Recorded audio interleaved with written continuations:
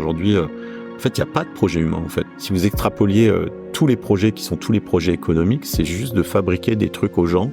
Mais ça, c'est pas un projet, en fait, quoi. Vis-à-vis de la biosphère, la première fonction que l'humanité pourrait avoir, c'est prendre soin de la Terre. Il y a d'autres rôles que l'humanité pourrait avoir, créer de la musique, aimer, explorer. L'humanité, c'est la nature qui est en train de prendre conscience d'elle-même, quoi.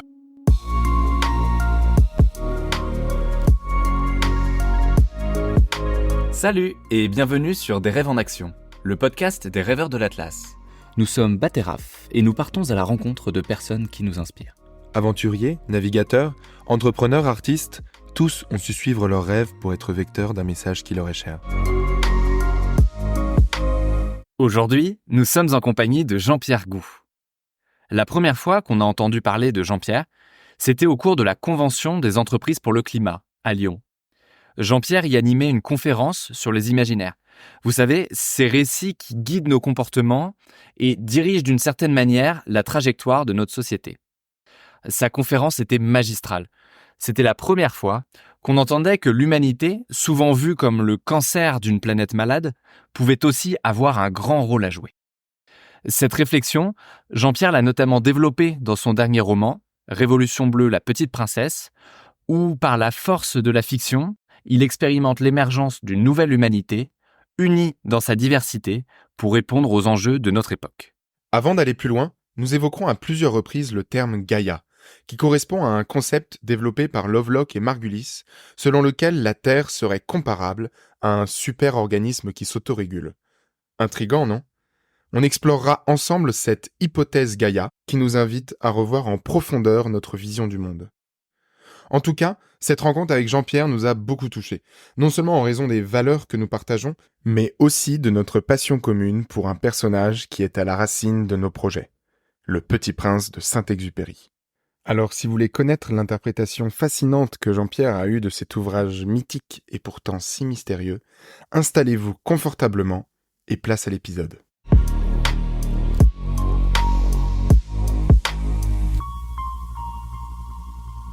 Alors, on va commencer très simplement. Est-ce que tu pourrais nous dire qui tu es ? Donc Jean-Pierre Gou, je suis entrepreneur, conférencier, mais aussi écrivain. J'ai écrit un roman là qui vient de sortir qui s'appelle Révolution bleue, la petite princesse. Je suis aussi à la tête d'une ONG qui s'appelle One Home, donc je fais un peu toutes ces activités et qu'ont en commun deux choses, d'inspirer et de transformer, quoi. C'est vraiment les deux choses qui sont communes à toutes ces activités. Et je le fais par différents prismes pour avoir le plus d'impact possible sur la transition écologique. D'accord. Donc ça, c'est dans ce quotidien bien rempli. Tu as toujours été animé par cette volonté de transformation. D'où est-ce que ça vient ? Est-ce qu'on pourrait revenir un peu avant ? Cette volonté de transformation, elle vient de l'enfance. Très tôt, moi, quand j'avais 4-5 ans, mes parents, ils m'ont offert un livre que j'ai ici, là, toujours sur les animaux en voie de disparition, et je ne comprenais pas que des espèces puissent disparaître à jamais du vaisseau Terre, qu'on ait tué jusqu'au dernier spécimen d'une espèce, et je voyais toutes les espèces qui avaient déjà disparu et qu'on connaîtrait jamais, et surtout toutes les autres que j'adorais, qui étaient des espèces emblématiques et qui risquaient de disparaître, et pour moi, c'était complètement intolérable. Et j'ai passé ma vie à essayer de comprendre pourquoi, en fait, on faisait ça. Et comment, éventuellement, on pourrait sortir de ça. Donc, la problématique environnementale, pour moi, elle démarre par la biodiversité et la protection de ces espèces emblématiques, connues ou inconnues. Et j'ai toujours eu envie, voilà, de faire quelque chose pour essayer de réconcilier l'humanité et la biosphère, quoi. Et ça a été quelque chose de récurrent. Et quand je travaille autour de ces questions-là, quelle que soit la nature de la forme que j'utilise, en fait, c'est là où je me sens bien, d'essayer de créer une conciliation entre les deux et des manières de rabibocher l'humanité et la biosphère. Voilà. Tu as un parcours riche en activités diverses. Est-ce qu'on pourrait revenir un petit peu sur ce parcours et ce qui t'a guidé ? Comment est-ce que ça s'est construit tout ça au fur et à mesure ? Ouais, alors au départ, assez naturellement, en regardant ces questions-là, je les ai regardées sous l'angle des sciences, quoi. Et moi, j'ai toujours été un passionné de sciences. J'aurais dû faire plus de biologie, mais moi, c'était vraiment les maths, hein. Et puis, j'avais l'idée que derrière le monde, les structures fonctionnaient avec des mathématiques, donc je voulais être chercheur en mathématiques. Ça, c'était vraiment mon rêve quand j'étais ado. Et de participer à l'élaboration de cet édifice et de voir en quoi les maths pourraient aider justement à rabibocher l'humanité et la biosphère. Ça, c'était vraiment mon souhait le plus profond. Donc, j'ai fait des études d'ingénieur. J'ai fait à côté, parce que dans les maths, si on veut avoir un impact sur le monde, je me suis dit que l'économie, en fait, c'était plus intéressant, en fait, que les sciences du climat, parce que les sciences du climat, tu modélises le système Terre, mais tu modélises pas les activités humaines, quoi. Alors que l'économie, tu modélises les activités humaines. Moi, j'ai fait un DEA, enfin, un Master 2, là, comme vous dites aujourd'hui, en modélisation mathématique pour l'économie, et spécialité en optimisation, avec l'idée que, en fait, tout problème peut se modéliser et d'arriver à trouver un autre optimum pour l'organisation en fait de l'économie, de façon à nous amener d'un point A à un point B qui soit plus soutenable. Donc c'est pour ça que moi je me suis spécialisé dans ce domaine-là d'optimisation et j'ai été pendant 4 à 5 ans chercheur en optimisation. Après, j'ai aidé à monter une société qui était dans le domaine de l'optimisation, qui existe toujours, qui s'appelle Artelis, et où il y a 200 mathématiciens qui travaillent. Je suis toujours membre du comité stratégique de cette entreprise et je fais toujours beaucoup de missions avec eux. Et ce domaine de l'optimisation me passionne et on travaille beaucoup dans le secteur de l'énergie. Mais avant ça, moi, j'ai fait de la recherche aux États-Unis pour le ministère de l'énergie américain et j'ai beaucoup travaillé dans le domaine de l'énergie parce que toutes les questions sont importantes, mais à l'époque où j'ai commencé il y a 25 ans, c'était vraiment la seule endroit où les gens avaient quand même un éveil quoi, sur le fait qu'il fallait transformer les choses, alors que dans les autres industries, c'était pas du tout la question de la transformation, elle était pas là quoi. Dans l'automobile, dans le bâtiment, etc. Les gens, le statu quo, ça leur allait très bien quoi. Donc en fait, au début, tu es vraiment parti d'un point de vue théorique, mais en te disant tout de suite, j'ai envie de l'appliquer à quelque chose de concret. Ouais. Moi, j'étais toujours dans l'idée de maths appliquées. Donc, moi, j'ai fait mon stage de fin d'études chez EDF quoi, sur l'optimisation du parc de production de toutes les centrales en France. Donc là, tu peux gérer le taux de CO2, le taux de tout pour optimiser à tout moment comment tu vas satisfaire la demande en fonction des aléas.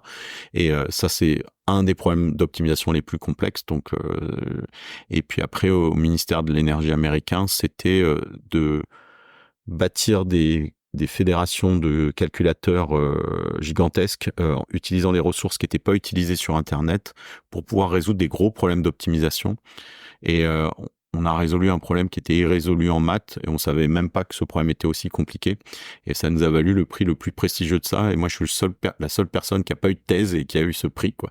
Parce que moi, j'avais été recruté directement au postdoc sur ce sujet-là. Mais voilà, le prix, 2 ans après, on a appris qu'on avait gagné ce truc-là, alors que voilà, que ça s'appelle le prix SIAM en optimisation. Et en fait, tous ces recherches qu'on a fait à cette époque-là, c'était de 97 à 2000. En fait, ça a fondé les bases de ce qu'on appelle aujourd'hui le grid computing, c'est-à-dire le cloud computing, c'est-à-dire le fait d'utiliser des ressources qui soient déportées. Aujourd'hui, on utilise toujours des serveurs qui font ça pour faire des calculs, mais avant, les calculateurs, on les avait chez soi. Et nous, on déportait les calculs et on avait construit à la fois les couches logicielles, mais aussi les couches mathématiques pour pouvoir résoudre des gros problèmes là-dessus. Donc, c'était absolument passionnant, mais moi, le monde universitaire, j'aimais bien. Mais je voulais me confronter à des vrais problèmes. Donc c'est pour ça qu'on avait créé un cabinet de conseil qui modélisait les entreprises. 50% de nos missions, c'était dans le domaine de l'énergie. Puis après, c'était dans d'autres secteurs, le transport aérien, le ferroviaire, l'industrie automobile, etc. Et pour les aider à optimiser leurs décisions en faisant, on va dire, la même chose avec moins, quoi. Et là où j'ai compris un truc et que ça a été un des grands chocs de ma vie, c'est que ce calcul, vous pouvez faire soit la même chose avec moins, soit vous pouvez faire plus avec la même chose. En fait, c'est le même calcul. Et c'est là où je me suis dit, en fait, l'optimisation, c'est pas forcément la science, tu vois, du monde, et il faut qu'on change les règles du jeu, en fait, quoi.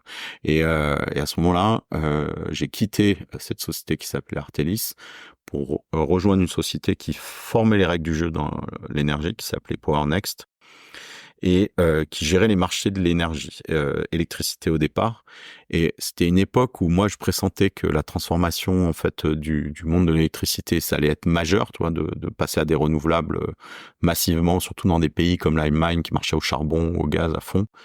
En France, on avait beaucoup de nucléaire, beaucoup d'hydraulique, donc on n'était pas, il n'y avait pas beaucoup de problématiques de CO2. Et je me disais, le fait d'avoir libéralisé, ça peut être une catastrophe. Et donc, je vais aller travailler dans la boîte qui gère les échanges parce que on va pouvoir être un facteur de solution. Et en fait, on a créé un marché ultra éthique. Et on a permis toute l'intégration européenne des marchés de l'énergie, qui ont été fondamentales, par exemple, dans les dernières crises ukrainiennes, etc. Mais aussi permis toute l'intégration des renouvelables. Et là encore, moi, je continue à travailler. Enfin, j'ai quitté cette boîte, donc j'étais directeur général en 2019. Donc, je travaille 17 ans, en fait, dans cette boîte-là. Et c'était au départ les marchés de l'électricité en France, puis après dans 10 pays, puis après on a fait la même chose sur les marchés du gaz, on a fait un peu les marchés du CO2 aussi, et puis après les certificats d'économie d'énergie, les certificats de garantie d'origine d'électricité. En fait, tous les mécanismes économiques qui peuvent servir dans le domaine de l'énergie, on les a réunis dans une boîte, donc c'était fabuleux. Puis en 2019, j'ai eu un autre appel de faire d'autres choses, mais on en parlera après. Mais voilà, moi, ça m'a toujours guidé. En tout cas, c'était un moyen d'action, on va dire la science, les maths, l'entrepreneuriat dans le domaine de l'énergie. Mais après, j'avais toujours beaucoup d'autres passions, donc ça m'a amené à faire d'autres trucs. Du coup, je suis curieux parce que aujourd'hui, notamment au travers de ton métier d'écrivain ou de conférencier, la notion d'humanité, de sensibilité, d'amour est vraiment au centre de ton travail. Comment est-ce que tu passes des mathématiques, un domaine hyper rationnel, on ne peut plus scientifique, à intégrer cette dimension beaucoup plus poétique? Comment t'as fait la passerelle? En fait, j'ai jamais fait la passerelle parce que j'ai toujours fait les deux en même temps. Moi, j'ai toujours énormément lu et j'ai toujours été sidéré du manque de récits enthousiasmants dans l'écologie. C'est-à-dire que je lisais des essais géniaux sur les solutions, des essais terrifiants sur les problèmes, quoi. Et je ne trouvais rien qui mettait les solutions en face des problèmes, qui me rassure. Et pour me rassurer, j'avais besoin de voir des calculs, mais surtout, j'avais besoin d'avoir une histoire, quoi. Et à un moment, j'avais tellement pas d'histoire que je me suis dit, je vais la raconter moi. Et au début des années 2000, j'ai commencé à écrire, quoi. Donc, c'est pas quelque chose qui est venu tard.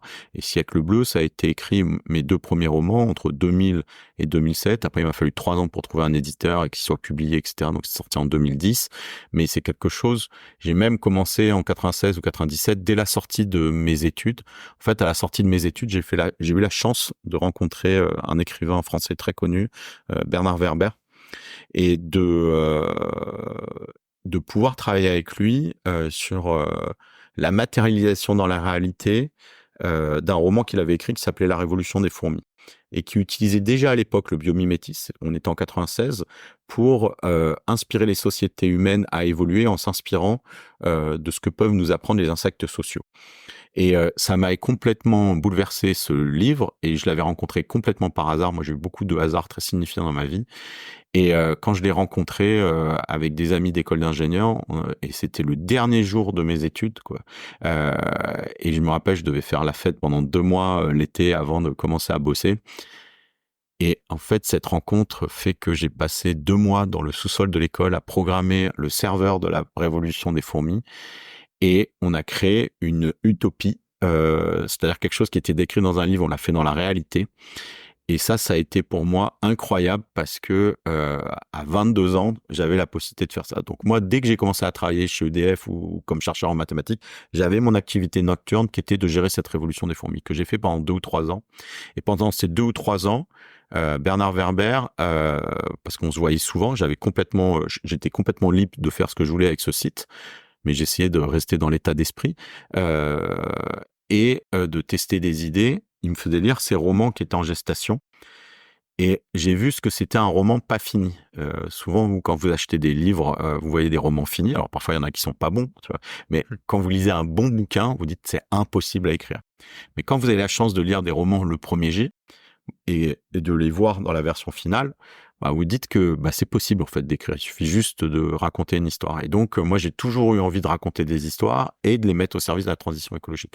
Donc il n'y a pas eu de shift en fait pour moi. Et même le monde de l'entreprise ou le monde de la recherche en maths, pour moi c'était des laboratoires pour tester des idées. Et aussi des idées sur comment les gens travaillent ensemble et c'est quoi une aventure collective. Quand je faisais de la recherche en maths, je faisais pas des trucs tout seul. On était toujours en équipe, quoi. Et on mettait l'enthousiasme au cœur du truc, les rêves au cœur des choses et l'audace au cœur de ce que l'on faisait. Et on avait peur de rien, quoi. Et quand j'ai monté dans une entreprise, c'est pareil. Voilà, on s'est éclaté. Et c'était des super aventures humaines. Je garde des amis là dans 2 semaines. Je revois le chercheur en maths qui qui est ultra prestigieux, qui m'a formé aux États-Unis, vient à Paris. Voilà, le monsieur, il a 75 ans maintenant, mais voilà, c'est des gens qui m'ont tellement donné et lui qui était tellement inspirant. Voilà, donc pour moi, j'ai jamais dissocié les choses. Par contre, ce qui a été plus compliqué, c'était à un moment de me dire, je vais écrire un roman. Ça allait pas de soi, parce que j'avais pas eu de formation là-dedans, mais je crois pas qu'il y ait de formation d'écrivain. Il faut juste avoir envie d'écrire. Bah justement, parlons-en de ça, sur fond d'humanité, de rêve et d'audace. Tu t'es lancé dans l'écriture d'un bouquin, même de plusieurs.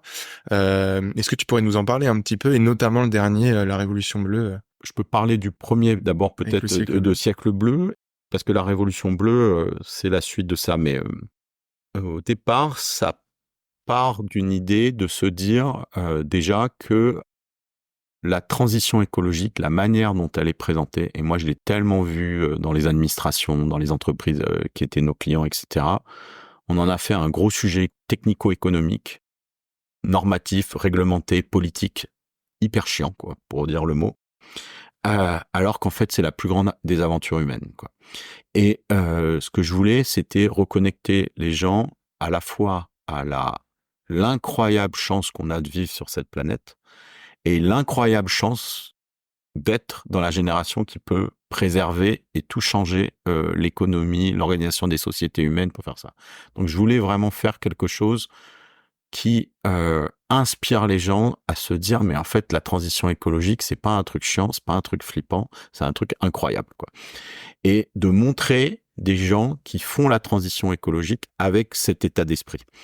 Ça, c'était un peu le cahier des charges, et d'essayer, par le truchement du roman, de changer la manière dont les gens regardent le monde et d'utiliser différentes formes de regards, qui sont les regards, en fait, des différents héros, et notamment le regard d'un héros particulier qui s'appelle Paul Garner et qui est en fait un astronaute qui fait partie du premier contingent américain à retourner sur la Lune suite à une course à la Lune entre la Chine et les États-Unis.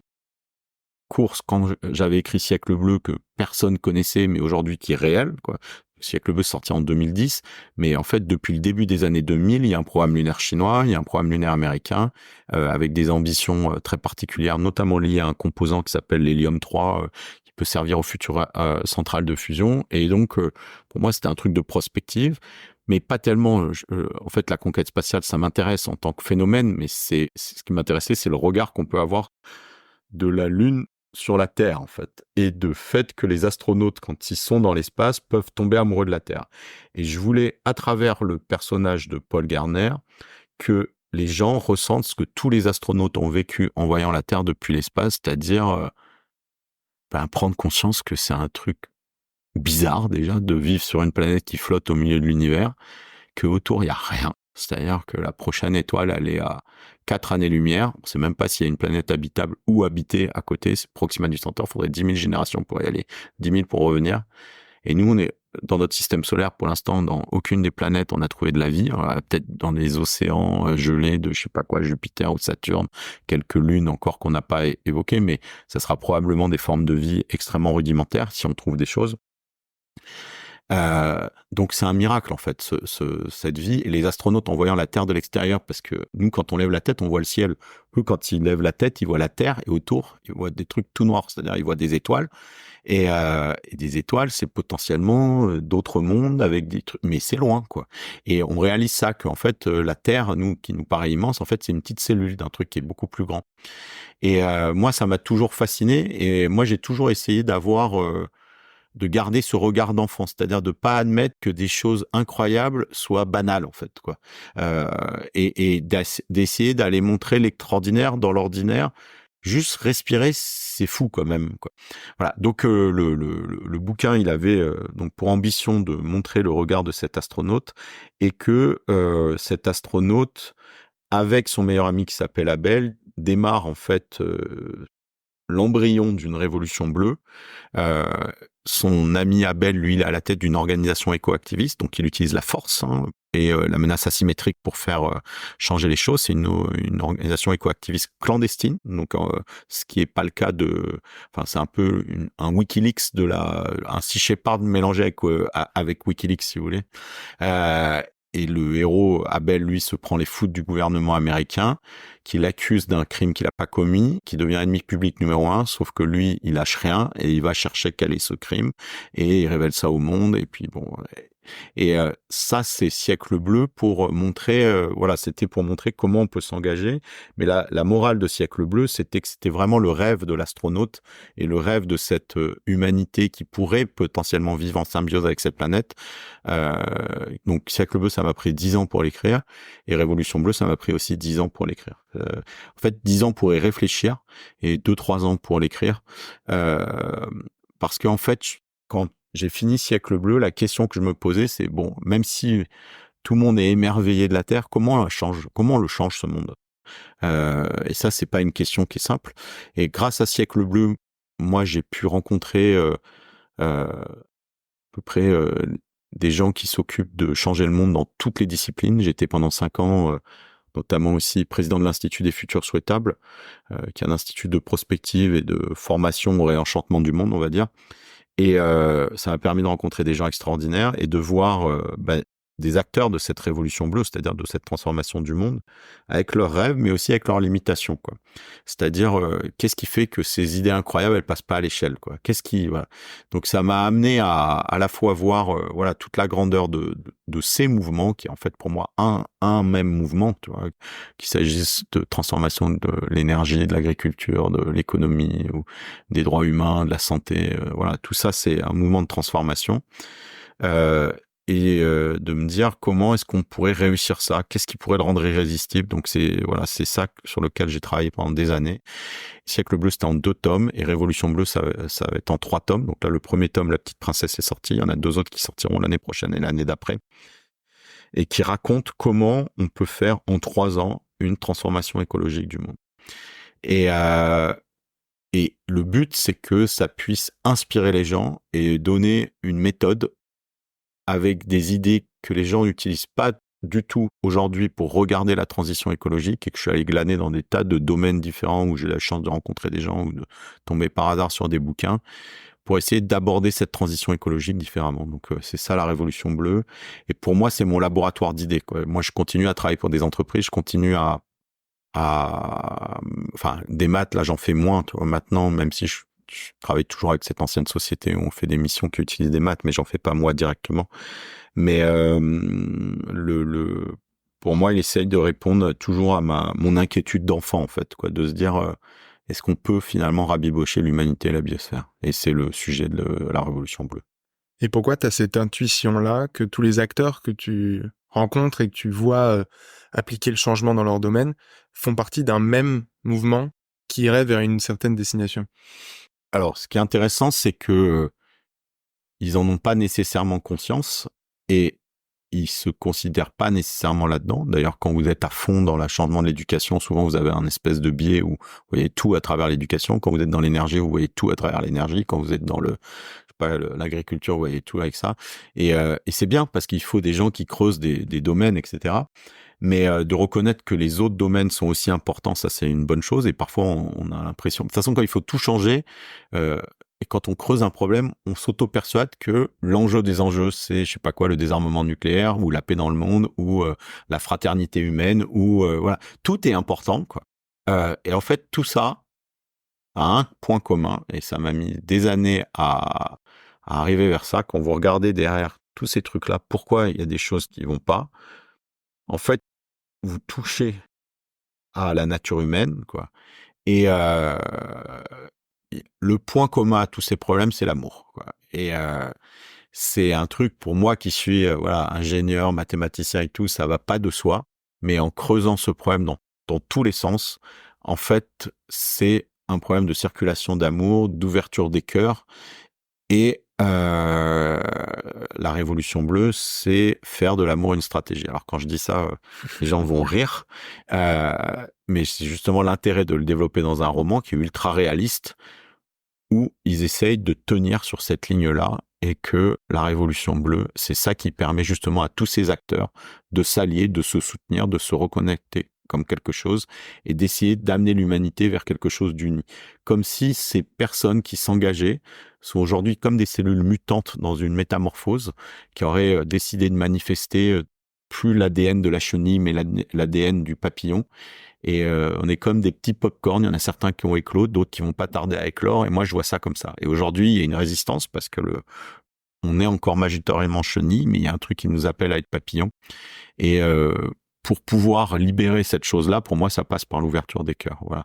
Mais je sais pas si ça répond à ta question complètement, mais Est-ce que tu pourrais nous décrire un petit peu plus ce que serait la forme papillon de notre société? ouais, alors ça c'est en fait ce que je vous dis là, c'est la résultante de beaucoup d'années de recherche. Donc c'est pas des choses qui me sont venues comme ça un matin en réfléchissant. J'ai éliminé plein d'autres pistes, évidemment, avant d'aller sur cette piste de l'amour. Mais ce que je me disais, c'était que aujourd'hui, c'est difficile en fait la transition, que ça soit dans une entreprise ou quand un étudiant va chercher son premier job ou quand on essaie de monter une boîte là-dedans. Je sais pas, moi j'entends parler que les agriculteurs bio pendant le Covid, ils ont vendu plein de trucs et puis depuis, parce qu'il y a une crise économique, les gens en achètent moins. Donc on se demande si les gens ils ont vraiment envie de ce nouveau monde, quoi, au fond. Voilà. Et je me disais, si on reprend justement ce point de vue un peu cosmique, peut-être que ce qu'on est en train de vivre maintenant, ça a déjà été vécu sur d'autres planètes, etc.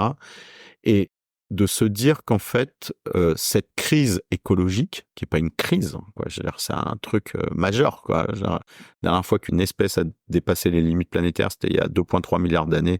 C'était quand les bactéries ont failli oxyder l'atmosphère et toutes mourir, mais elles ont dû s'adapter. Me dire, c'est le moment peut-être d'une métamorphose de l'humanité. Et donc la question, je cherchais vers quoi.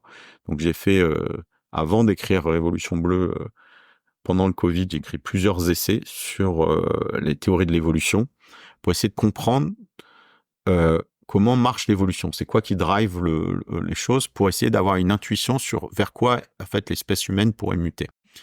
Et en fait, vous vous rendez compte que dans l'évolution, vous avez des forces, moi je les appelle des forces d'élévation et des forces d'union, qui amènent les choses à créer des structures d'ordre supérieur.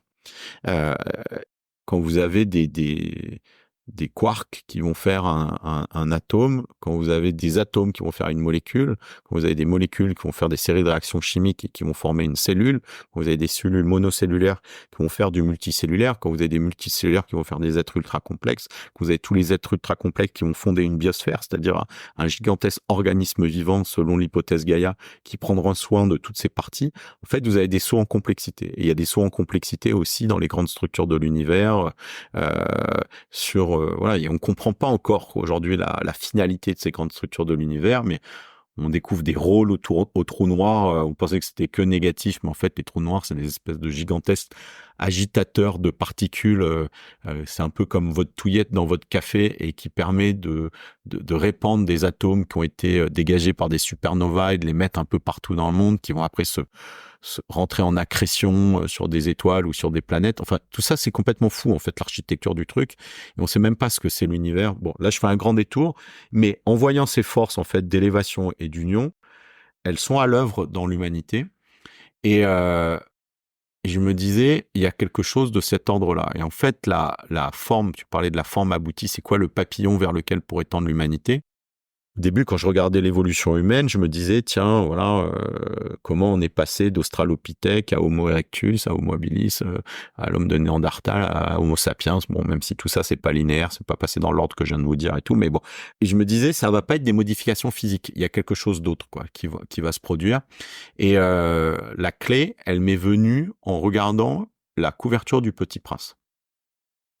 Et sur la couverture du Petit Prince, moi j'avais toujours été étonné que on voit un petit bonhomme aussi grand sur une aussi petite planète. Et c'est pas possible physiquement, en fait, d'avoir un bonhomme aussi grand sur une petite planète. Si vous faites des calculs de gravité, par exemple, il y a un calcul qui est célèbre en maths, c'est qu'on peut montrer qu'avec la gravitation et les capacités, on va dire, physiques de la cellulose, vous pouvez pas avoir des arbres de plus de 134 mètres, quoi. C'est un calcul mathématique. Et tous les plus grands arbres, que ce soit les eucalyptus géants, les séquoias et tout, ça culmine autour de ce chiffre-là. C'est physique. Donc, vous pouvez pas avoir un personnage qui fait le rayon de la Terre, quoi. Donc, c'est pas possible. Et puis, en voyant ça, je me suis dit, peut-être que on est à la veille d'un saut de complexité et que l'humanité, qui est aujourd'hui 8 milliards d'êtres séparés, va fonder un gigantesque humain qui soit, en fait, un organisme à part entière. De la même manière que des trucs monocellulaires aient pu former une entité multicellulaire, par exemple comme vous deux là, Raphaël et Baptiste, vous êtes la collaboration entre 30 000 milliards de cellules. Ça aurait pu se produire à nouveau à l'échelle de l'humanité où on fait un grand tout. Et le Petit Prince pourrait être un collectif humain planétaire, c'est-à-dire c'est pas un individu, c'est un truc qui est composé de 8 milliards d'humains. Et lui, il aurait réussi sur sa planète la transition que nous on n'aurait pas fait, c'est-à-dire que cette humanité qui a pris conscience d'elle-même entretient sa planète. Et nous, en fait, si vous reformulez la transition comme ça, c'est pas du tout la même chose, en fait, quoi. Parce que nous, la transition, on la voit depuis les parties en disant, oula, il faudrait mettre des éoliennes ici, puis là, il faudrait passer ce champ, il faudrait enlever les pesticides, et puis ça, il faudrait enlever les plastiques ici, là. Donc, en fait, le problème, il paraît insoluble. Par contre, quand vous arrivez à le formuler au niveau de l'humanité, en fait, le problème, là, il devient beaucoup plus palpable. Et la transition écologique devient en fait quoi? De se dire que c'est quoi l'économie? C'est le métabolisme, c'est-à-dire l'ensemble des réactions chimiques qui permettent à toutes ces cellules de vivre ensemble. C'est-à-dire, vous avez un métabolisme, tous les deux, qui sont l'ensemble des choses que vous ingérez, l'énergie que vous ingérez qui permet à votre corps de fonctionner. Et si l'humanité était un corps, nous aujourd'hui, on ingère des quantités astronomiques d'énergie, par exemple. On parle des 400 esclaves, donc à l'échelle de l'humanité, en moyenne, on a 400 esclaves. Donc c'est énergétique, donc c'est des trucs énormes. Et puis, on crée plein de déchets qui sont complètement, on va dire, non renouvelables. Et les gens n'ont pas les ordres de grandeur. Mais en faisant ce travail, pour donner des ordres de grandeur, l'humanité, elle pèse 280 millions de tonnes. Alors, 280 millions de tonnes, ça ne dit rien à personne. 280 millions de tonnes, si vous preniez tous les humains, les 8 milliards d'humains, vous les malaxiez dans un mixeur et que vous faisiez une boulette de viande, cette boulette de viande, elle serait très petite en fait. La boulette de viande de l'humanité, elle ferait 1 kilomètre de diamètre, c'est-à-dire qu'elle tiendrait dans Central Park. L'humanité, c'est ça. Sauf qu'il y a une boulette plus grosse à côté, qui est la boulette de tous nos objets, on va dire non recyclables, et qui s'accumulent au fur et à mesure des années. Et cette boulette de tous les artefacts humains qui ont été fabriqués depuis le début de l'humanité, c'est colossal. Ça pèse autant que la biosphère. C'est-à-dire que on est en train de lui boucher les artères, quoi. C'est-à-dire que c'est comme si vous aviez un enfant qui poussait à l'intérieur de vous, qui avait le même poids que vous, quoi. Donc, c'est quelque chose. Donc, l'humanité plus son métabolisme, ça. Et donc, faire la transformation écologique du monde, ça veut dire changer le métabolisme de cette créature de manière à ce qu'il soit biocompatible. Par exemple, si vous visualisez l'humanité comme ça, la notion d'économie circulaire va de soi, la notion d'économie régénérative va de soi, la notion d'agroforesterie ou de permaculture vont de soi. Et tout ça, vous arrivez à voir la transformation comme arriver vers une forme plus assagie, en fait, qui ne pollue même plus et qui vit de manière éternelle au sein de la biosphère, donc un espèce de structure à état stationnaire, enfin pour utiliser des mots mathématiques. Et le Petit Prince pourrait être cette forme aboutie qui nous donne envie d'y aller. Et c'est intéressant parce que le Petit Prince, c'est un symbole qui est complètement laïque, qui est universel, parce que c'est le livre le plus traduit dans le monde et le plus publié dans le monde après la Bible. En tout cas, dans les textes non religieux, c'est le plus publié en texte, on va dire, de fiction. Ça peut donner envie parce que c'est un petit personnage, voilà. Et ce petit personnage, avant d'aller sur la Terre, il visite 6 planètes et sur ces 6 planètes, il voit 6 individus et c'est toujours un immense individu sur une petite planète et ils sont tous malades. Et en fait, ces maladies, moi, j'avais jamais compris pourquoi il avait pris ces archétypes du buveur, du vaniteux, etc. En fait, c'est des maladies de l'humanité. Et Donc ça, c'était une interprétation au départ personnelle du Petit Prince, mais dans un texte qui s'appelle Lettre à un Américain qu'il a publié 1 mois avant sa mort, il parle exactement de ça. Il parle d'une humanité qui prendrait conscience d'elle-même, que la main ne se sait pas solidaire de l'œil, que voilà, il y a des liaisons qui nous connectent les uns aux les autres, mais on n'a pas encore pris conscience de soi. Et en fait, l'humanité, c'est un espèce de maillage et qui pourrait, enfin en tout cas selon ce que je développe dans le roman, devenir un organe de la biosphère. Et ce qui nous amène à poser la question de à quoi sert l'humanité. Mais là, c'est une grande question. Avant qu'on enchaîne un petit peu plus en détail sur cette révolution bleue que tu énonces dans ton bouquin, tu nous as dit tout à l'heure que tu attachais un sens important à garder ton regard d'enfant et ta capacité d'émerveillement par rapport à des choses qui paraissent banales mais qui sont extraordinaires. Ouais. Et le Petit Prince évoque aussi cela. Il vient rappeler aux adultes qu'avant d'être des adultes, ils ont été des enfants. Ah ouais. Quel est ton rapport par rapport à ça? Comment est-ce que tu te situes aujourd'hui? Moi, si je peux ajouter aussi quelque chose, ce qui est drôle, c'est que ma mère a relu Le Petit Prince il y a 2 ans ou 1 an, et elle a dit « j'ai rien compris ». Et ça, c'est assez drôle parce que moi, je l'ai lu quelques semaines avant et c'est pour ça qu'elle l'a relu. Et moi, j'avais trouvé ça génial, quoi. Je me suis dit, en fait, il y a énormément de messages cachés, etc. Elle l'a relu et ça lui a rien fait. Ouais. Alors, c'est un livre qui est très, très bizarre, en fait, Le Petit Prince. Enfin, c'est un livre... On ne comprend pas pourquoi ce livre a eu un tel succès. C'est un livre qui est pas vraiment un livre pour enfants, qui est pas vraiment un livre pour adultes. Il y avait même l'éditeur au départ américain, il avait compris que les gens avaient un problème pour le ranger dans des cases, et il disait 100% des gens pensent que ce n'est pas un livre pour enfants, 100% des gens pensent que ce n'est pas un livre pour adultes, mais 100% des gens pensent que c'est un livre pour eux. Tu vois. Donc il y a ce truc. Alors c'était assez malin, mais c'est un peu ça.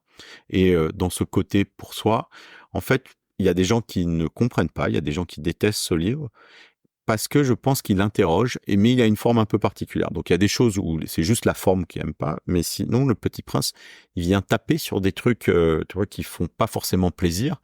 Et mais il est pas à montrer du doigt, il critique pas, mais par son ingénuité, voilà, il nous montre des travers de la nature humaine qu'on a un peu tous quand même. Donc c'est dérangeant pour certaines personnes. Donc parfois, alors je sais pas si c'est le cas de ta maman, il y en a qui refusent de voir, ou parfois c'est juste la forme qui est un peu bizarre. Et c'est vrai que le conte est étrange.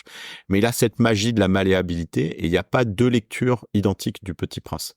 En tout cas, c'est une lecture qui est toujours très introspective, et c'est un des rares livres comme ça. Il y a très peu de livres là-dessus. La plupart des livres, il y a une signification. Et là, il y a une multitude d'interprétations. Et moi, je trouvais ça très intéressant. Et vous avez que des grands textes religieux ou spirituels qui ont vraiment ce caractère-là, d'interroger, d'inspirer, et presque de vous amener des réponses à certains moments de vos vies. Donc, ouais, il y a ce truc-là. Et effectivement, mais c'est que un des messages du Petit Prince, hein. C'est l'invitation aux adultes à se rappeler qu'ils ont été enfants, et ça démarre par la dédicace à Léon Werth qui parle de ça, mais dès le début par l'histoire du chapeau boa là, et du boa qui aurait avalé un éléphant. Il va direct en fait sur cette question-là, et cette question-là, elle est de voir l'extraordinaire dans le banal, elle est absolument centrale, et je crois que moi j'essaye toujours ça. Alors pas toujours, hein, je veux dire, il y a des moments où je suis à fond dans un projet, là vous êtes dans le concret, tu vois, je suis pas toujours à me dire tiens comment un enfant regarderait ça, etc. Mais quand j'ai le temps de prendre un pas de recul, voilà, et c'est dur, hein, parce que parfois votre vie est dure. Moi, j'ai voilà, des moments difficiles dans ma vie, et là-dessus, c'est pas facile d'être émerveillé quand, notamment, vous avez peur de certaines choses, ou quand il y a des choses très tristes qui vous touchent personnellement, qui touchent vos proches ou des moins proches. Et il y a beaucoup de raisons de désespérance dans le monde, mais il y a aussi beaucoup de sources d'émerveillement dans les petites choses, dans les choses menues, dans la poésie, dans un chant d'oiseau, on s'est un peu coupé de ça. Et derrière, tout est magique en fait dans le monde. Et donc voilà, le personnage de la petite princesse, en tout cas dans mon dernier roman, c'est à ça qu'elle nous invite, un peu comme le Petit Prince, par sa gaieté et par sa candeur et par son envie que le monde aille mieux, de la suivre en fait dans cette invitation. Et oui, comme tu le disais, le livre Le Petit Prince va bien au-delà de cette simple dimension de se reconnecter à son âme d'enfant. Il y a aussi toute la question de l'amour et de l'apprivoisement. Ouais. Est-ce que ça t'a inspiré ou un petit peu moins sur ça? La question de l'amour, elle est très présente, et la question des liens, elle est parce que lui, derrière l'apprivoisement, il y a la question, voilà, de ces liens qui nous unissent à jamais, quoi. Et donc qui est qu'une matérialisation de l'amour, parce que dans l'amour, il y a par exemple l'amour du couple ou certains amours filiaux, c'est des choses qui restent, mais l'amour inconditionnel, l'agapé, c'est-à-dire le don à autrui infini, en fait, ça se donnez, vous partez, voilà, mais vous donnez, puis vous pouvez donner de l'amour encore 1 heure après, encore 1 heure après, etc. Donc c'est là, vous le faites pas dans le but de créer des liens, quoi. Et pour moi, la notion d'amour, elle est pas nécessairement connectée avec cette notion de l'apprivoisement. Mais par contre, il y a cette idée que voilà, on voit bien qu'avec le cœur, que l'insentiel est invisible pour les yeux, ça c'est des grandes leçons du Petit Prince. Et par exemple, ça, moi j'ai mis beaucoup de temps à comprendre cette chose-là. Qu'est-ce que ça veut dire regarder avec le cœur? Regarder avec le cœur, ça veut dire ressentir, c'est-à-dire ressentir dans quel état est la personne en face de vous, comment elle reçoit votre message, qu'est-ce qu'elle a à vous dire, presque énergétiquement. Et c'est vraiment quelque chose de très fort. Oui, on dit souvent que on protège ce que l'on aime et on aime que ce qu'on connaît. Et aussi que est-ce que le projet avec la Révolution bleue, ce serait de passer de l'amour de la force, qui est aujourd'hui quelque chose qui est vraiment central, à renverser le modèle et passer à la force de l'amour? Ouais, alors ça c'est une expression que j'adore et je suis complètement d'accord avec ça. Et le changement c'est celui-là, quoi. Enfin, en fait c'est un des changements, mais aujourd'hui on se rend compte que ce qui lie les humains entre eux, et je parle pas de tous les humains, mais ce qui les lie à grande échelle et de manière assez majoritaire, c'est des structures de pouvoir, des structures d'asservissement. On peut appeler ça capitalisme, machisme ou tout ce que vous voulez, mais il y a de ça dedans. Vers des structures qui soient beaucoup plus liées, à orientées sur les liens que sur la possession. Et quand vous inversez ces choses-là, vous arrivez à d'autres types de modèles et effectivement passer de l'amour de la force à la force de l'amour. Pour moi, ça veut dire passer de la possession et de la domination vers des choses qui sont beaucoup plus horizontaux et beaucoup plus dans la création de liens. Et ce qui va avec la création de ce méta-organisme, quoi. Alors après, tout ça, c'est un peu, on va dire, philosophique, là, ce qu'on vous raconte. Mais dans le bouquin, en fait, l'idée, c'est de le retranscrire vraiment par l'action de la réinvention, parce que ce truc-là, il suffit pas de décréter l'amour demain. Les problèmes, ça vous changera pas la manière dont votre dentifrice est fabriqué ou comment vos sèche-cheveux ils fonctionnent. Et donc, ça suffit pas. Donc, il y a tout un mouvement de réinvention du monde, mais de le faire avec une certaine énergie, quoi, une certaine temporalité et un certain mindset de se dire en fait tout ce que l'on produit doit être naturel et ce qu'on prend à la terre doit retourner à la terre, donc très bio-inspiré, beaucoup de biomimétisme, etc. Et donc pour moi l'inspiration par la nature est aussi nécessaire que l'amour, quoi, qui est ce don total aux autres et à faire d'abord mouvement avec ceux qui sont dans la même direction. Ne pas s'opposer à ceux qui sont pas encore dans cette direction. Ça, c'est un des gros adages de la Révolution bleue. C'est de dire, en fait, ceux qui sont pas encore dans la Révolution bleue, demain, ils le seront, tôt ou tard, quoi. Donc, partir de ce principe de l'évolution que tous les pop-corn vont faire papillon à un moment donné. Et ça, c'est le fait de faire le pari que l'inspiration peut être le moteur de la croissance de la Révolution bleue. Et c'est un pari qui est difficile parce qu'aujourd'hui, il y a des gens qui n'ont pas envie de suivre ce pari et qui préfèrent garder des structures de contrôle. Et par exemple, sur la transition écologique, si vous prenez une autre voie qui est la voie chinoise, qui est d'ailleurs dans le bouquin la voie qui s'oppose à la Révolution bleue, qui est une voie qui est intéressante, hein. Je dis pas que les Chinois, ils ont tort. Au moins, les Chinois, ils ont un plan, alors que nous, les plans, on les décale dans le temps, etc. Alors, les Chinois, ils font ça, mais ils ont aussi énormément de destruction. Mais ils voient bien à moyen terme, les Chinois, que, en gros, ils ont un projet là que je développe dans le 2e tome, mais qui est réel, qui s'appelle la Belle Chine, c'est-à-dire que la Chine deviendrait une sorte de paradis. Et derrière, vous avez les nouvelles routes de la soie qui vont aller, pour que cette belle Chine vive, puiser des ressources partout dans le monde. Donc, on va être en fait leur mine, en fait. Et on va dire, c'est horrible, mais c'est un peu ce qu'on a fait, nous, avec tous les autres pays du monde dans l'autre phase. Donc là, il y a juste une inversion de pendule.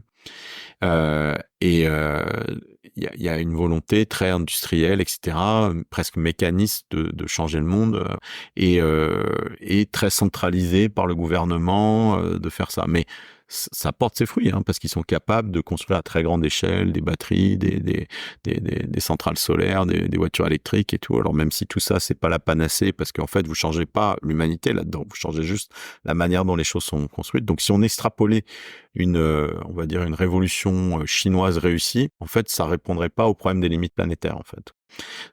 Et la promesse du gouvernement chinois, c'est une promesse de prospérité à une classe moyenne, et le gouvernement, il peut pas promettre autre chose que ça, donc il y a vraiment une nécessité d'aboutir sur ce truc-là. Et la révolution bleue, c'est complètement autre chose, quoi. C'est vraiment une métamorphose de l'humanité vers cette forme aboutie qui serait le Petit Prince, et que l'humanité puisse devenir un organe de la biosphère. Et donc, il y a une différence entre les deux approches. Dans la lecture de La Petite Princesse, on se rend compte que tu as de grandes inspirations artistiques, à la fois déjà rien que pour le nom de la Révolution bleue, tu pourras nous détailler un petit peu comment c'est venu, et également comme moyen d'action et de propager cette harmonie que tu énonces dans le bouquin. Est-ce que tu pourrais nous dire les différentes influences artistiques qui sont intervenues? Alors le concept de Révolution bleue, il vient d'un peintre qui s'appelle Yves Klein, qui était si vous le connaissez pas, c'est un peintre qui est célèbre par ses bleus monochromes, et il faisait des peintures toutes bleues. Il avait un rêve qui s'appelait la Révolution bleue, mais qu'il n'a pas pu mener à bout, qui était de peindre le monde en bleu, de ce pigment. Il avait même écrit à des chefs d'État pour accélérer la dissémination de ce bleu, pour les mettre dans les explosions de bombes atomiques, quoi. Et je me dis, mais c'est quoi ce bleu? Qu'est-ce que ça veut dire d'étendre ce bleu? Et en fait, la Révolution bleue, c'est de teinter de bleu chaque cœur de chaque humain, petit à petit, un peu comme des pop-corns qui prendraient cette couleur, et de rendre ça un peu viral, mais j'aime pas le mot viral parce qu'on a l'impression que c'est une maladie, mais en tout cas de rendre ça inéluctable, cette transformation de l'humanité, et donc de passer par cette influence artistique d'Yves Klein en se disant, voilà, on va peindre de bleu le cœur de tous les humains de manière à ce qu'ils forment une humanité unie et apaisée avec elle-même et avec sa planète. Ça, c'est la première inspiration. Et pour arriver à ça, comme je vous disais, il y a des règles à la fois de posture vis-à-vis du monde extérieur, c'est-à-dire une règle de posture de se dire, tiens, les autres ne sont pas mes ennemis, et donc d'arrêter tout le vocabulaire guerrier qu'il peut y avoir dans l'écologie, de combat, de victoire, par exemple. Une victoire, c'est-à-dire qu'il y a quelqu'un qui a perdu, quoi. Donc quand on célèbre une victoire, en fait, on devrait la célébrer avec tous les gens, tu vois. Donc je suis un idéaliste, hein, mais une vraie victoire écologique, c'est quand on vote à l'unanimité et que ceux qui étaient pas d'accord, on va aller voir en disant, ouais, ça va être compliqué pour vous la transition, comment on peut vous aider, tu vois, plutôt que de leur dire, tiens, on vous a bien eu sur ce truc-là, parce que ça revient, tu vois. Et aujourd'hui, on voit toutes les lois qu'on obtient, c'est une victoire, puis elle se fait détricoter 2 mois après, ou 2 ans après, ou 4 ans après, quoi. Donc c'est compliqué. Ce genre de victoire, en fait, elles tiennent pas dans le temps. Donc les vraies victoires, c'est un peu comme une vraie dispute, quoi. C'est un désaccord fécond, et c'est quelque chose qui fait avancer, voilà. Donc il y a cette posture-là, et ce qu'essaye d'incarner la Révolution bleue, c'est l'harmonie. Et donc il y a toute une métaphore, alors là qui est pas liée à la peinture, mais qui est liée à la musique, de se dire, au départ, si vous êtes 4 à faire la Révolution bleue, puis 8, puis 32, puis 50, c'est un peu comme un orchestre qui se forme. Donc c'est pas forcément l'orchestre symphonique, c'est plus le Big Bang de jazz, où vous allez écouter en fait ce que font les autres, et vous allez vous accorder là-dessus pour arriver à faire une symphonie qui arrive à croître en étant de plus en plus nombreux. Et moi, ça me vient d'influence, et d'ailleurs les héros en parlent, mais ça vient de trucs que j'ai vécu à New York, dans un caveau de jazz qui s'appelle le Smalls, qui est connu pour fermer à 2h du matin, et à 2h du matin, vous pouvez venir avec votre instrument. Donc, vous venez avec votre saxo, vous venez avec vous pouvez vous asseoir à la batterie, parce qu'il y a une batterie sur place, un piano, et après, vous pouvez amener votre clarinette, votre trompette, etc. Et assez vite, vous vous retrouvez avec 50 personnes qui se connaissent pas et qui jouent à l'unisson.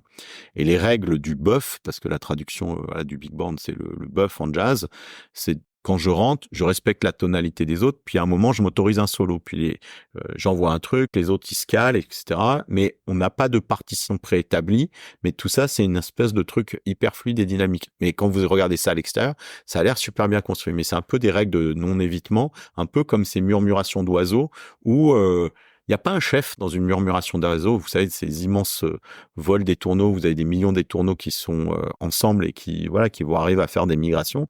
Ils suivent pas comme des vols d'oies sauvages, une oie sauvage pour là-dessus. Ils volent tous ensemble. Et pour moi, il y a cette idée-là de faire corps et d'incarner ça par l'harmonie, et de faire croître cette chose-là par l'inspiration. Alors évidemment, c'est difficile parce qu'il y a des gens dans le bouquin qui n'ont pas intérêt à ce que ça se fasse, donc ils vont aller taper dans le voile des tourneaux pour le diviser, etc. Et ça, vous avez à la fois des forces d'union et d'élévation, mais vous avez des forces de division qui sont à l'œuvre dans le monde. Et en fait, moi, je pense qu'il faut ça. C'est-à-dire que les forces d'union et d'élévation, s'il n'y a pas des forces on va dire, qui viennent s'opposer à elles, en fait, ça les aide pas à monter. Donc, voilà. Et le monde est neutre, tu vois, entre les uns et les autres. Mais c'est pas simple parce que on va dire, les camps se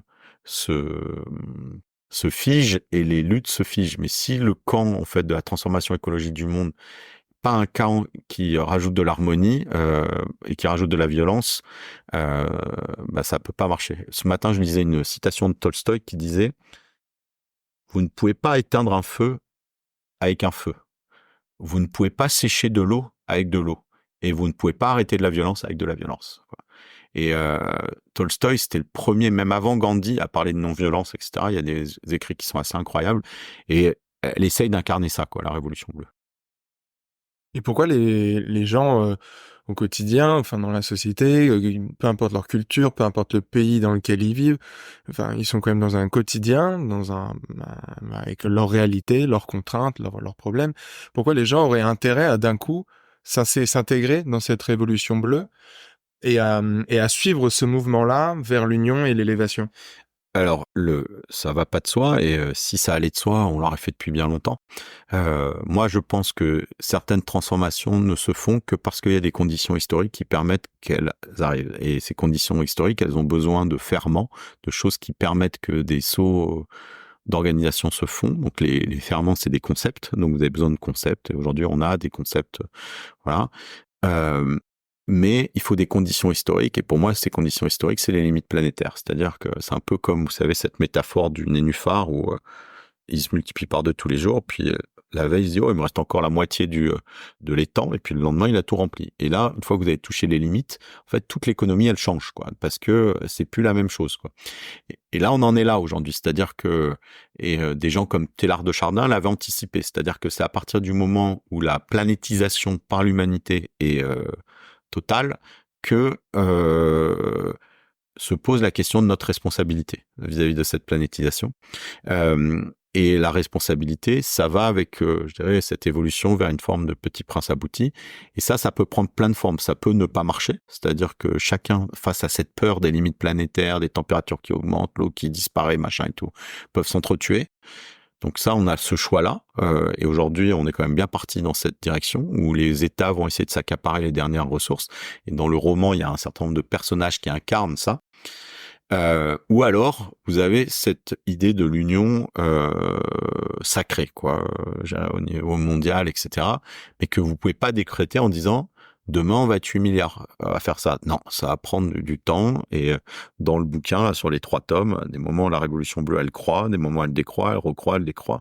Ça se fait par états successifs. Et la multicellularité, ça va pas de soi, mais ils ont comme objectif d'embarquer les 8 milliards d'humains en 3 ans. Donc, voilà. Et s'il n'y avait pas la pression de l'étau de ces limites planétaires qui se resserrent sur nous, je pense que ça peut pas arriver. Alors, je trouve ça triste, tu vois, mais la raison ne suffit pas, puisque la raison, dans notre cerveau, nous pousse à ne pas changer, parce que ne pas changer, c'est plus safe comme choix que changer, en tout cas à court terme.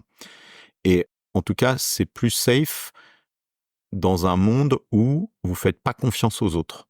C'est-à-dire, en fait, vu que les autres, je les sens pas de faire ce mouvement, moi, je vais pas le faire non plus. Et effectivement, si vous partez. Par contre, là, on est tous pris dans un dilemme du prisonnier géant, où en fait, on sous-optimise tous parce qu'on pense tous que les autres vont pas le faire, Donc, c'est la boîte qui dit, je vais pas le faire parce que mes actionnaires vont pas être contents, ils vont plutôt investir dans mon concurrent. Et comme mon concurrent, lui, veut pas changer, voilà. Si toutes les boîtes changeaient en même temps, ils allaient toutes voir, toutes les actionnaires, toutes les boîtes du CAC 40 en disant, bon, écoutez, là, vous nous laissez 3 ans sans dividende, parce que voilà. Et puis, alors, il faudrait pas le faire que juste dans le CAC 40, parce que ils partiraient de la place de Paris, mais il faudrait arriver à le faire tous ensemble. Mais ça, c'est très difficile à décréter ce tous ensemble, parce que vous avez toujours un qui va se dire, moi je vais être le seul à pas le faire et je vais pas leur dire. Donc, et dans le dilemme du prisonnier, il y a toujours le risque, c'est un truc en théorie des jeux en mathématiques, que l'autre respecte pas le pacte, etc. Donc, ça ramène à tout un tas de bouquins sur l'émergence de la coopération. Enfin, moi, ça, c'est des trucs qui me passionnent en maths et qui sous-tendent un peu la réflexion qu'il y a derrière ce roman. pour nous amener vers ça. Mais voilà, mais le roman, là, on a beaucoup parlé de choses, on va dire, très théoriques, mais derrière, c'est un roman à vivre avant tout. Mais là, on était plus sur les concepts qu'il y a derrière que sur le roman. Justement, j'allais y venir parce que donc on voit que tu as développé des théories relativement abstraites et magnifiques de cette humanité constituée de 8 milliards d'individus unis par l'amour avec cette élévation. Donc c'est magnifique. Que je suis pas sûr que tu l'aies mentionné précédemment, mais sur cette théorie de passer d'Homo sapiens à une version oui, aboutie. Donc cette version aboutie qui est incarnée par le Petit Prince, c'est-à-dire en gros aujourd'hui on est 8 milliards d'humains séparés, on pourrait faire un tout qui serait en symbiose avec la biosphère, qui serait un organe de la biosphère. Moi, je l'appelle Homo biosphéris, quoi. Et parce que voilà, on devient un organe de la biosphère. Donc, la finalité de l'espèce humaine, ça serait de servir la biosphère, et que ça nous amène à réfléchir à quelles sont les grandes fonctions de l'humanité. Mais donc justement, si on dépasse ce concept théorique et qu'on essaie de revenir sur quelque chose de plus pragmatique, comment est-ce que la Révolution bleue peut-elle se déployer concrètement dans le réel après l'expérience finalement de pensée et d'application de ce laboratoire écrit que tu as rédigé? Pour moi, alors, je vis dans un monde parallèle, moi. Je veux dire, je vis dans un monde, en fait, qui est quasiment le même que le nôtre. C'est-à-dire que, voilà, je prends toute la géopolitique des États actuels, la psyché humaine, la biologie humaine, voilà, la physique. Enfin, c'est pas un livre de science-fiction. Je veux dire, ça se passe maintenant. Et je balance ce concept et j'essaye de me prouver par une histoire que le truc peut marcher, quoi. Après, la question de comment ça s'adapte dans le monde réel, bon, déjà, il faudrait que beaucoup de gens lisent, aiment ce livre et aient envie de l'appliquer en même temps. Mais je pense que derrière, il faudrait extraire en fait le concept en fait de la Révolution bleue. Et pour moi, c'est en l'écrivant que j'arrive à trouver un concept qui est plus fort. Donc, je le ferai peut-être quand j'aurai fini les différents tomes, pour peut-être avoir une méthode pour se fédérer, quoi, au niveau français, au niveau international, pour arriver à faire ça avec des règles de non-évitement qui permettraient de ça. Mais ça, je sais même pas à qui il faudrait proposer ça, parce que l'idée que la Révolution bleue, c'est que c'est pas un mouvement, en fait, c'est juste une alliance, en fait, quoi. Et c'est une alliance qui a pas de centre et qui a pas de tête, parce que justement, c'est important que le mouvement ait pas de tête. Pour le faire dans la réalité, je pense que c'est tout à fait possible. C'est de développer cette croyance qu'on est membre de l'humanité et de la biosphère, c'est-à-dire se changer son rapport au monde, et après de voir la transformation économique comme la réoptimisation de la façon dont cet Homo biosphéris est câblé, c'est-à-dire son métabolisme. On parle souvent de triangle de l'inaction avec la sphère politique qui renvoie la balle à la sphère économique qui renvoie la balle au consommateur. Par quoi passe le changement, ou en tout cas ce que tu as voulu développer Dans le bouquin, il y a une alliance entre les trois. Au départ, la Révolution bleue, elle démarre, on va dire, par les citoyens, qui embarquent les chercheurs, qui embarquent après les entreprises. Mais pour moi, les entreprises, c'est des mouvements citoyens, c'est des collectifs de citoyens qui rendent des fonctions, quoi. Et on ne s'est pas posé quel est le rôle de ces fonctions vis-à-vis des fonctions de l'humanité, vis-à-vis de la biosphère. Mais bon, ça, passons. En tout cas, il y a ça. Et au départ, ils ne se développent pas avec les politiques. Mais à un moment, ils se rendent compte qu'il y a toute une partie de la population, c'est pas qu'elle est réfractaire, mais c'est qu'elle s'en fiche un peu, et puis elle n'a pas du tout envie de changer, etc. Donc si on légifère pas, voilà. Donc la Révolution bleue fait des propositions en fait aux politiques qui sont obligés de passer des votes. Et là, c'est compliqué parce que les politiques, quand vous faites passer une loi, elle est pour tout le monde. Et du coup, il y a des gens qui aiment pas, et c'est très compliqué.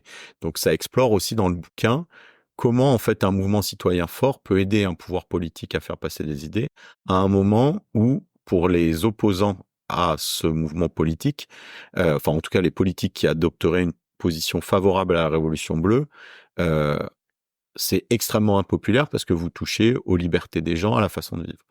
Et donc la Révolution bleue, elle essaie sans cesse d'inspirer aux gens en disant c'est pas moins, c'est plus, mais de ça.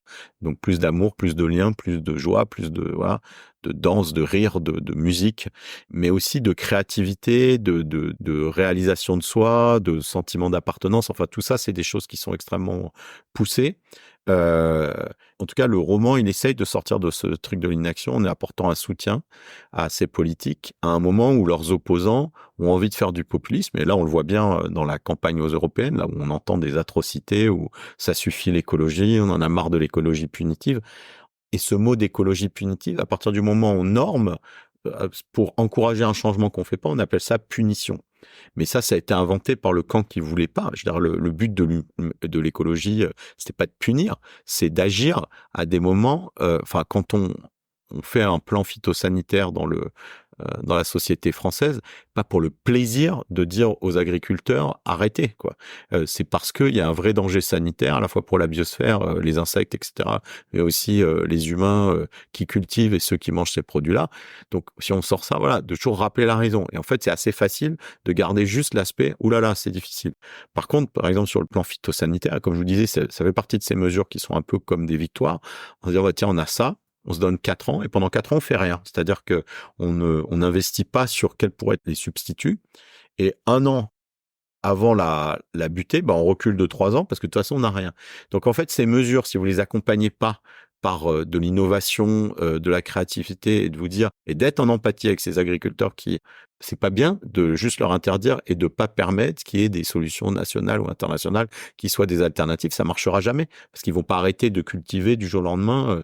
Donc, il y a un problème d'accompagnement là-dedans. Voilà, bon, après moi, c'est un roman. Je prétends pas résoudre toutes les questions, mais dans l'observation que j'ai, c'est que ça revient toujours à cette question des victoires et de l'empathie de la personne qui doit changer. Tu vois, et que c'est pas, en fait, c'est que le début quand vous avez voté un truc ou quand vous avez un truc et cette personne, si vous la forcez à changer, si vous dites à quelqu'un, tiens, j'ai obtenu qu'il aille arrêter la clope alors qu'il a pas du tout envie, quoi, en fait, ça a pas marché, quoi, tu vois. Donc, et nous, c'est un peu ça, quoi, dans l'écologie.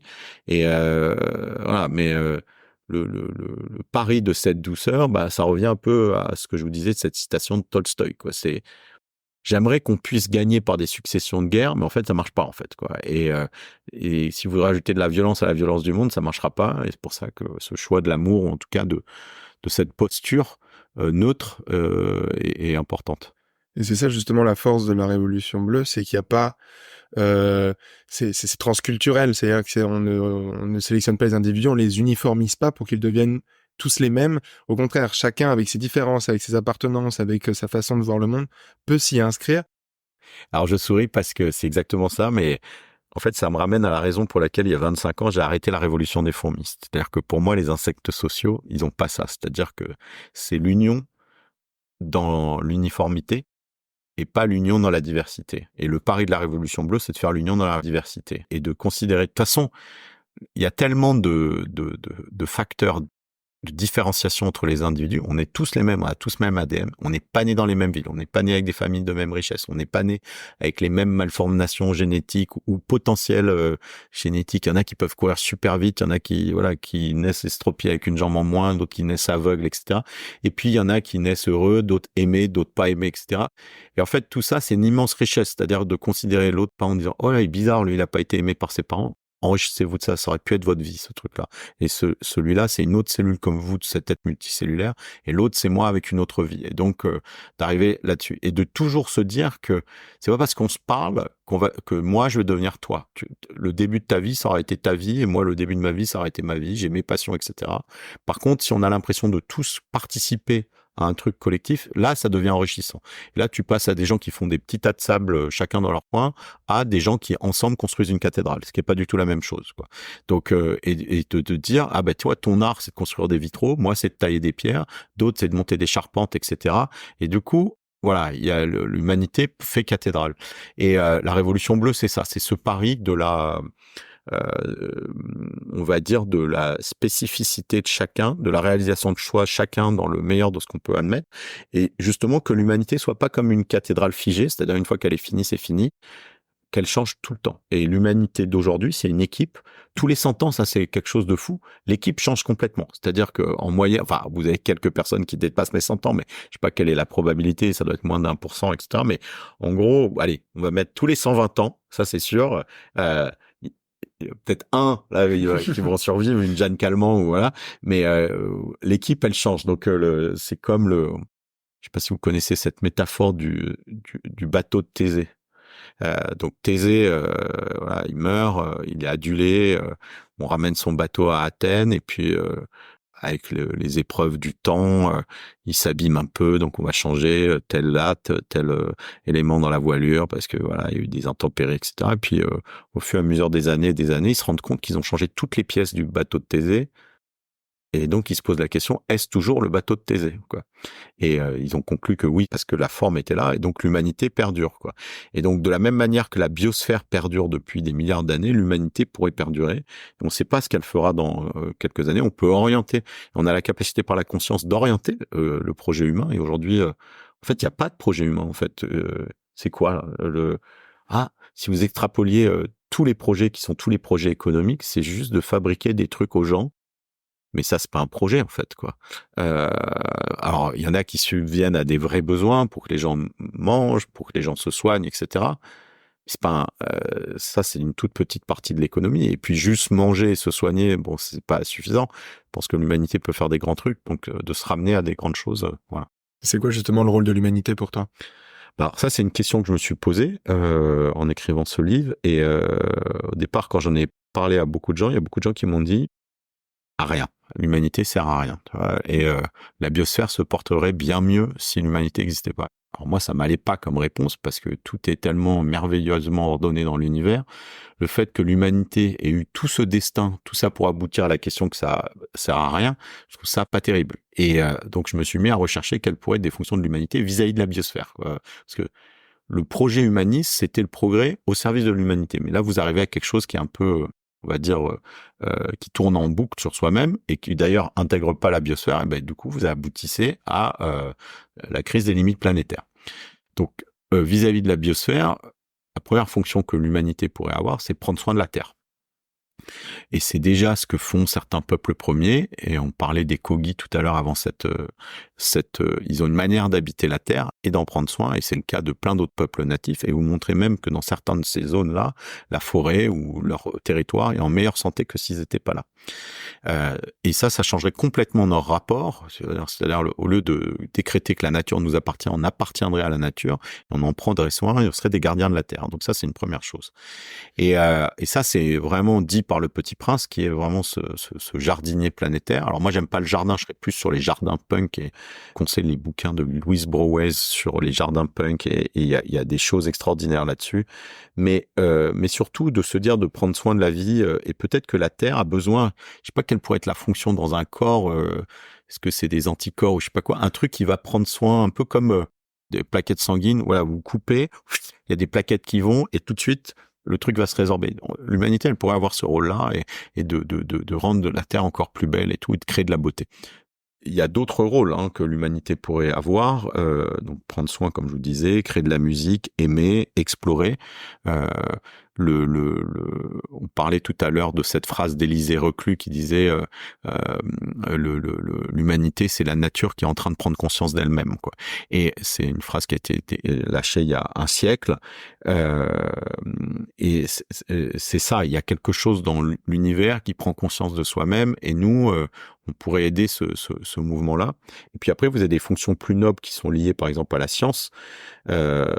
Si la Terre est une petite cellule au milieu de l'univers, cette petite cellule qui petit à petit prend conscience d'elle-même grâce à l'intelligence de l'humanité, etc., parce qu'on a quand même des formes d'intelligence, la question fondamentale, c'est « suis-je seul ?»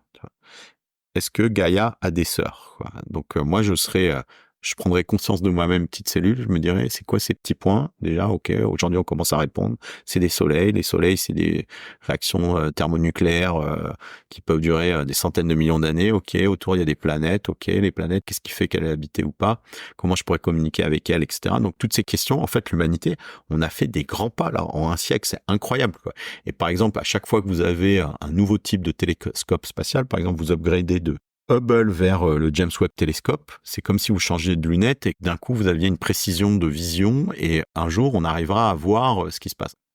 L'année dernière ou l'année d'avant, je sais plus, on a eu cette mission DART à la NASA où pour la première fois on a détourné un astéroïde, un tout petit peu, mais c'est un truc de dingue quand vous y pensez. Si vous pensez à ça du point de vue de Gaïa, qui était une structure inerte, qui a développé de la vie, qui a des petites cellules de cette vie qui sont capables de s'organiser pour aller défléchir les petits cailloux qui, tous les X millions d'années, vous refait partir la vie à zéro et qui créent des exterminations de masse énormes. Et là, maintenant, on est capable de construire des vaisseaux spatiaux, d'aller de leur projeter des bombes atomiques et tout. Et là, du coup, je trouve que c'est une super utilisation de la bombe atomique pour aller défléchir ces trucs-là. C'est incroyable. Et là, on a un vrai rôle vis-à-vis de tout le vivant. Et ça, il y a que nous. Enfin, moi, j'adore les éléphants, les lombrics et les baleines à bosse, mais ça, elles peuvent pas le faire. Ça veut pas dire que l'humanité, elle est supérieure. Elles font des choses que nous, on sait pas faire, mais chacun sa place. Et dans ce truc où l'humanité est un organe, vous sortez de l'anthropocentrisme, où l'humanité est le summum de la création. Non, on est juste un organe, de la même manière que un œil, la rate, le foie, enfin tout ça, c'est important. Il n'y a pas d'ordre de hiérarchie, même s'il y a des organes, on va dire, essentiels. C'est-à-dire, si vous les tuez, le corps s'arrête. Mais globalement, on a besoin, pour bien fonctionner, de tous les organes. Donc, il y a toutes ces questions-là. Et je pense qu'il faudrait un grand débat, en fait, un débat planétaire sur les fonctions de l'humanité, parce que ça, moi, c'est un prisme très scientifique ou voilà. Donc, je dis pas que ce sont les seuls, mais en tout cas, si on avait ce débat en disant, voilà, collectivement, on sert à ça vis-à-vis de la biosphère et qu'on se mettait d'accord là-dessus et qu'on fasse une déclaration du projet humain, de la même manière que vous avez une déclaration des droits de l'homme ou des droits de la citoyenne. Ben là, vous auriez une charte et ce truc-là, il n'existe pas, quoi.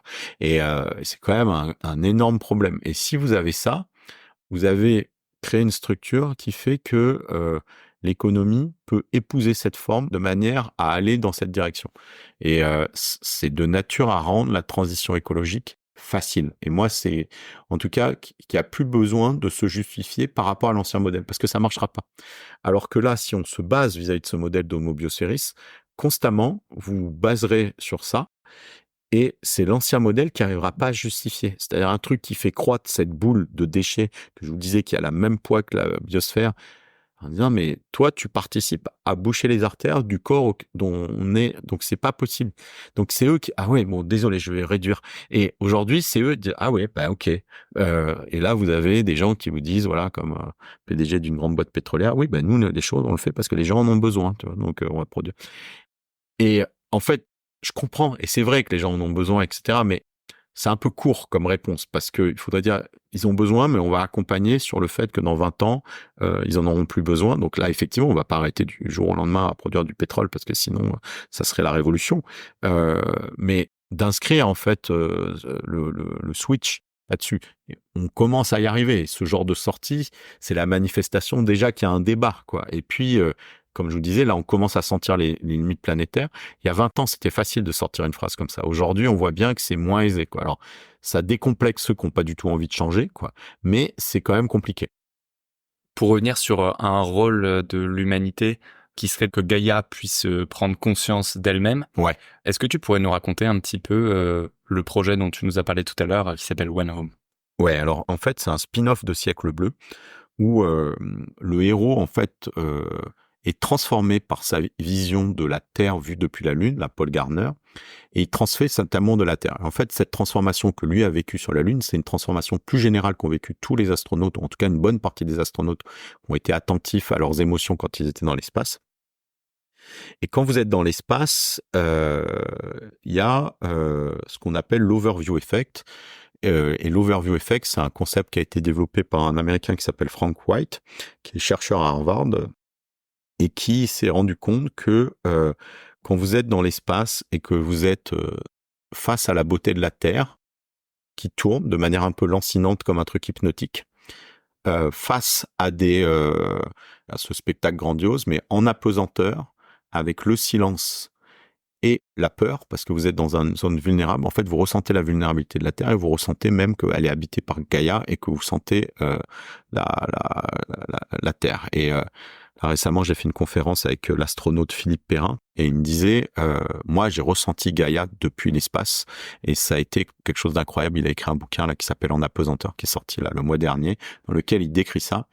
Et beaucoup d'astronautes décrivent cette Terre vivante et puis comprennent que c'est une espèce de petite cellule là-dessus et ils deviennent automatiquement des Homo Bioceris, c'est-à-dire des cellules capables de ça parce qu'ils ont vu un truc en allant à l'extérieur de ça.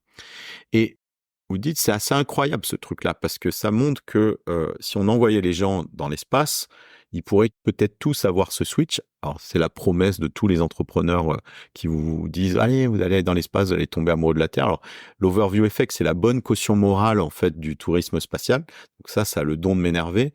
Et puis, moi, je sais très bien qu'on va pas pouvoir envoyer tout le monde dans l'espace et que c'est extrêmement cher, extrêmement dépensé en énergie. Donc, ça fait 20 ans que je cherche un dispositif pour pouvoir faire vivre aux gens l'overview effect sans qu'ils aient à quitter la Terre.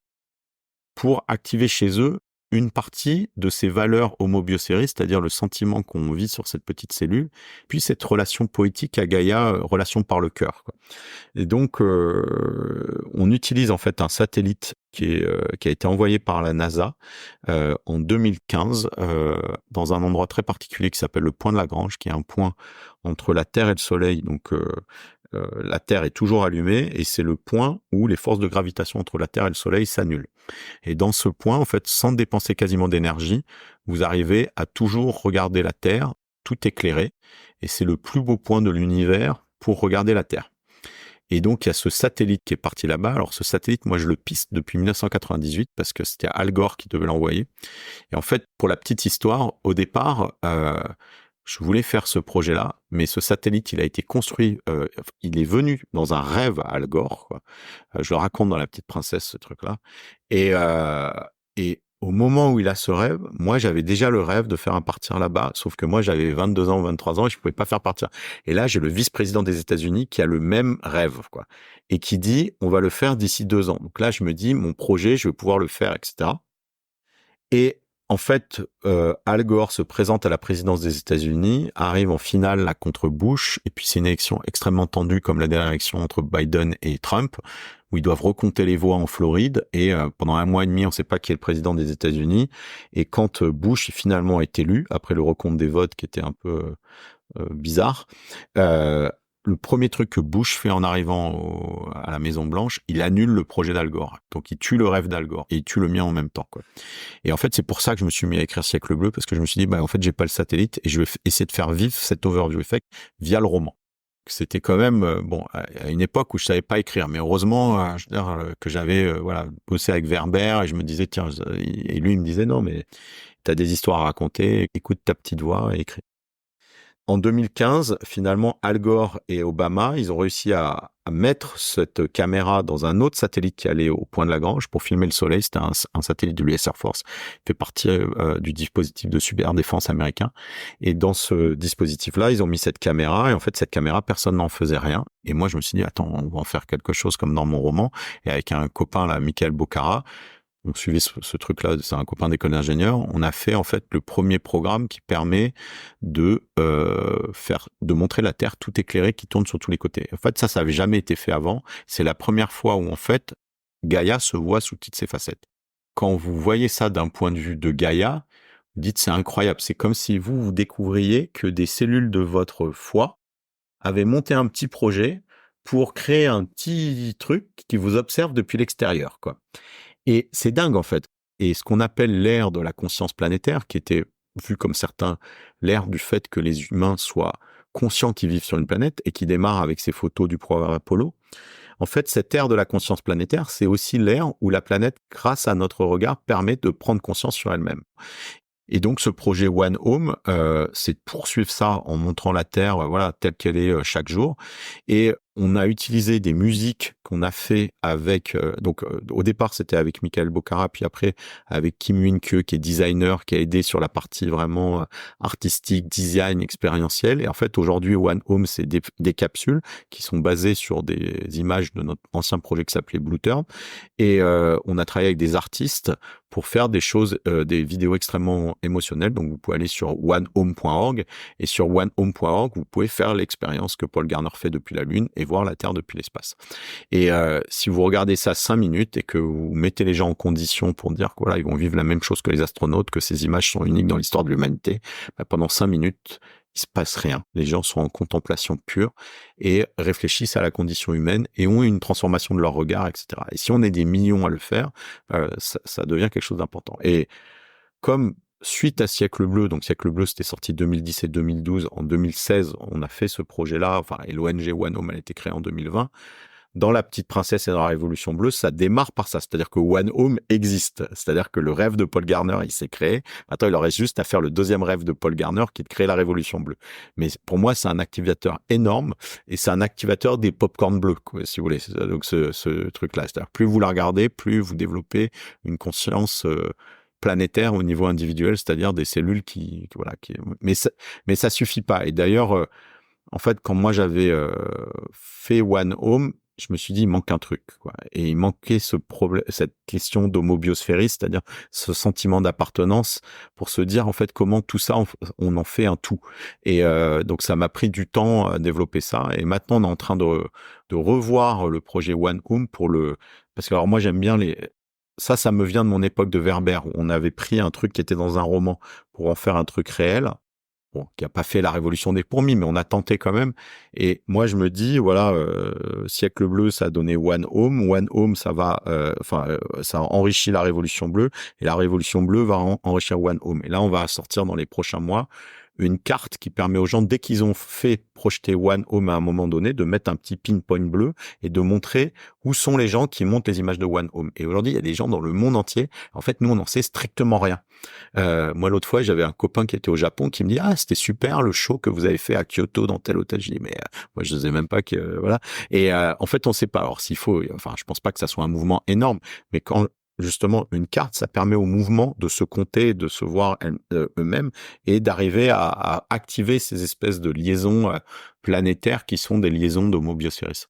Et cette homobiosphérisme que sous-tend et promeut la Révolution bleue, est-ce que c'est vraiment quelque chose qu'on doit découvrir et trouver, ou est-ce que c'est pas quelque chose qu'on doit redécouvrir et retrouver? Notamment quand on parle des peuples premiers qui ont cette conscience d'équilibre, d'harmonie, même d'hypothèse Gaïa, qu'ils ont en eux-mêmes, et ils savent que quand on perturbe un équilibre, et ben en fait on se le reprend en pleine face. Oui.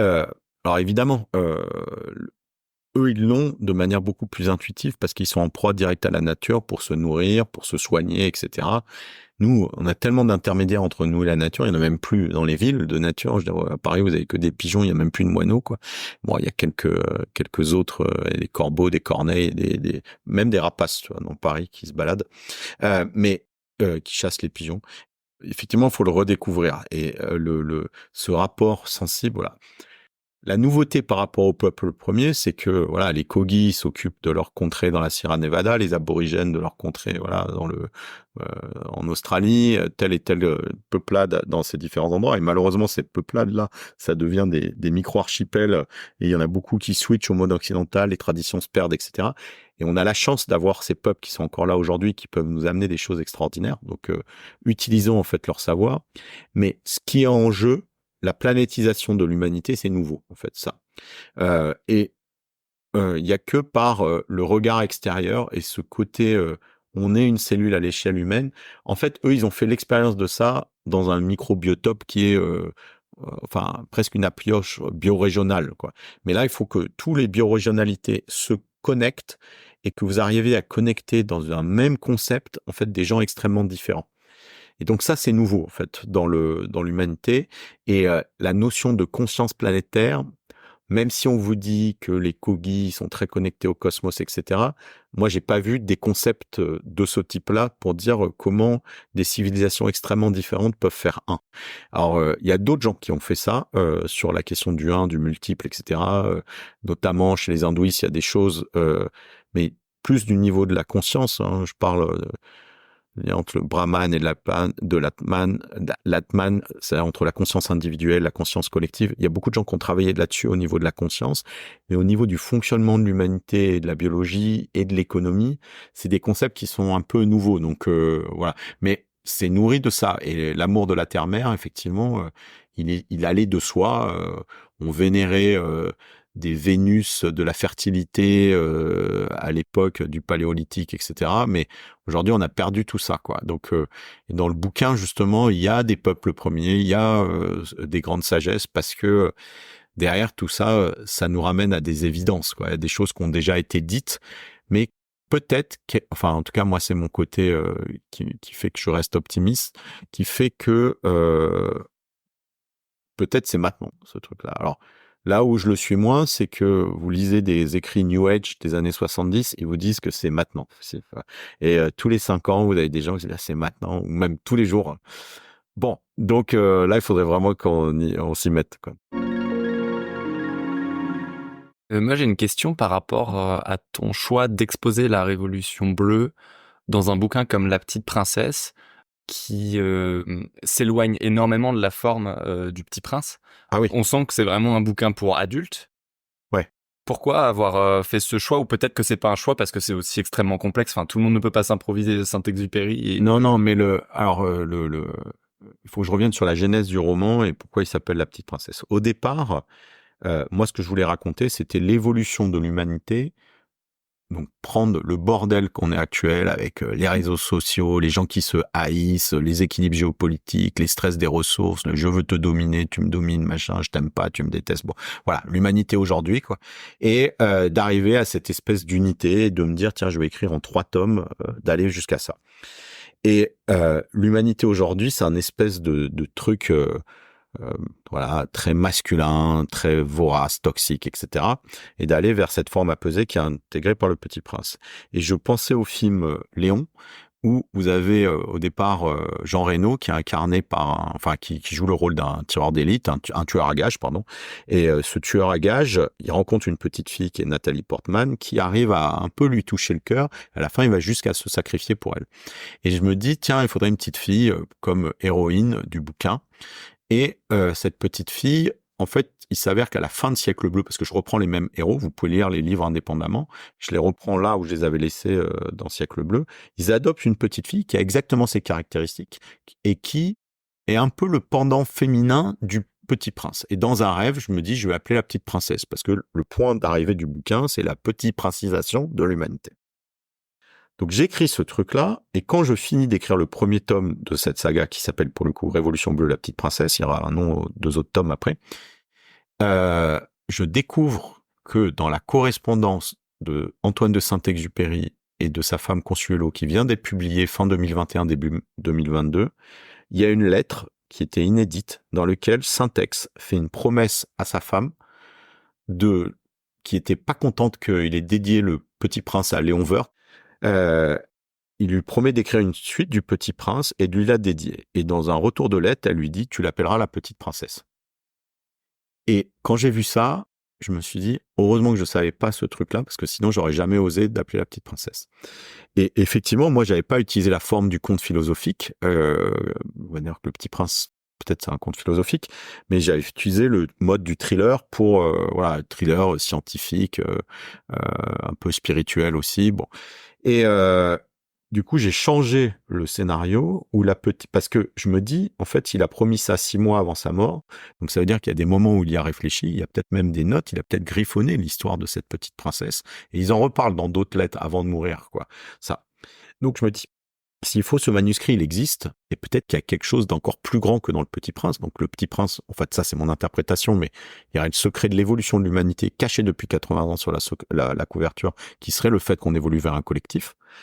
Et dans La Petite Princesse, en gros, la petite fille sait qu'elle doit chercher ce manuscrit pour y trouver les clés d'activation d'Homo Bioceres. Et ça, c'est Paul Garner qui a caché ce truc-là et tout. Bon. Donc, elle part à la recherche de ce truc-là, et donc je mets plein d'infos sur le Petit Prince, etc. dans le bouquin. Et quand je finis de le réécrire avec ce nouvel angle, sachant qu'il y avait cette promesse, je me dis, il faudrait que quand même j'en parle à la famille d'Antoine de Saint-Exupéry, parce que je voulais pas que ce livre les choque, en tout cas qu'ils soient au courant, etc. Et comme à l'époque j'avais pas d'éditeur, je me dis bon, déjà je vais l'envoyer à des éditeurs, et puis quand j'aurai un éditeur, j'irai les voir avec un projet et pas juste une idée, quoi. Je l'envoie parmi les éditeurs à Gallimard, qui est l'éditeur du Petit Prince, en rêvant que Gallimard le prenne. 2 semaines après avoir envoyé à Gallimard, je reçois un mail du monsieur dont tout le monde m'a donné nom, Olivier Daguet, en charge de la succession et de la fondation Saint-Exupéry, qui a tous les droits du Petit Prince, en tout cas qui gère les droits. Là, je me suis dit, tiens, Gallimard a dû lui dire, je me fais rattraper par la patrouille. Moi, je déteste faire des choses sans respecter les gens. Donc, je regarde pas le mail, quoi. Je me dis, je déteste ça. Je me dis, j'ai pas fait les choses dans l'ordre. Puis, au bout de 1 heure, je me dis, bon, allez, je regarde quand même le mail. Et là, je vois quelque chose qui n'était pas du tout ça. Il me dit, voilà, une amie m'a offert ou m'a recommandé de lire Siècle Bleu cet été. J'ai adoré. Et j'ai vu sur Internet, vous aviez de la famille dans le sud de la France. Nous, on est pour l'été avec ma femme dans le Var. Si vous voulez, on se rencontre. Je me dis, au début, ça sent le piège, quoi. Gallimard a dû lui dire, voilà. Et moi, j'étais à Paris, donc je prends le train, je descends dans le Var, je déjeune avec lui, monsieur admirable. On passe 2 heures à boire du rosé, discuter du Petit Prince et de Saint-Ex, mais je dis rien sur la Petite Princesse et la Révolution bleue. Puis à la fin du repas, il me dit comment je pourrais aider ou comment on pourrait aider la famille à faire que Siècle Bleu soit plus connu. Parce que je parlais déjà pas mal du Petit Prince parce que le personnage de Paul Garner était incarné par le Petit Prince. Et là, je me dis, bon, là, il faut que je tente le tout pour le tout. Donc, je lui donne, en fait, je sors de mon sac le manuscrit et je lui dis, tiens, il y a une suite qui est en tout cas, une suite avec les mêmes personnages de Siècle Bleu. Et quand il voit écrit La Petite Princesse, première phrase qu'il me dit, c'est, mais vous êtes au courant pour la lettre? Et cette lettre, je pense qu'on n'est pas nombreux dans le monde à l'avoir spotée, quoi.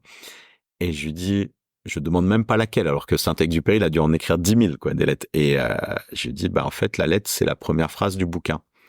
Et donc, il voit écrit cette promesse de Saint-Ex à Consuléo d'écrire La Petite Princesse. Et là, il me dit, ouais, là, je viens de comprendre pourquoi il fallait qu'on se rencontre. Et là, le temps s'est arrêté, comme si Saint-Exupéry était autour de nous et avait provoqué cette rencontre. Après quelques minutes, il me dit, bon, si vous voulez, on peut être partenaire du lancement du bouquin.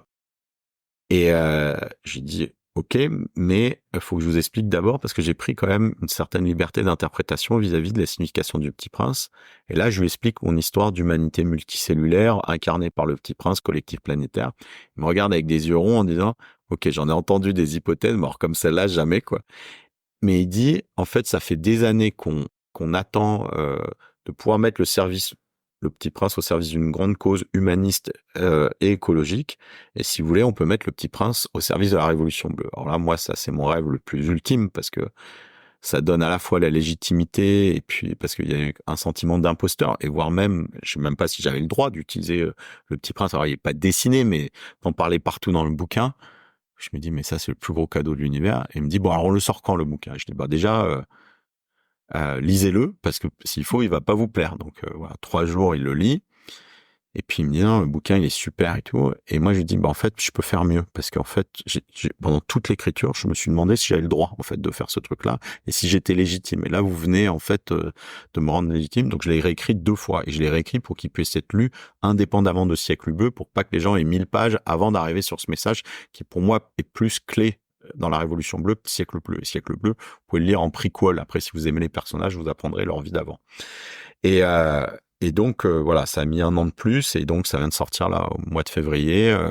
Et il a accepté, d'écrire la préface de La Petite Princesse. Donc, pour moi, c'est, voilà, l'esprit de Saint-Exupéry est dedans par la famille.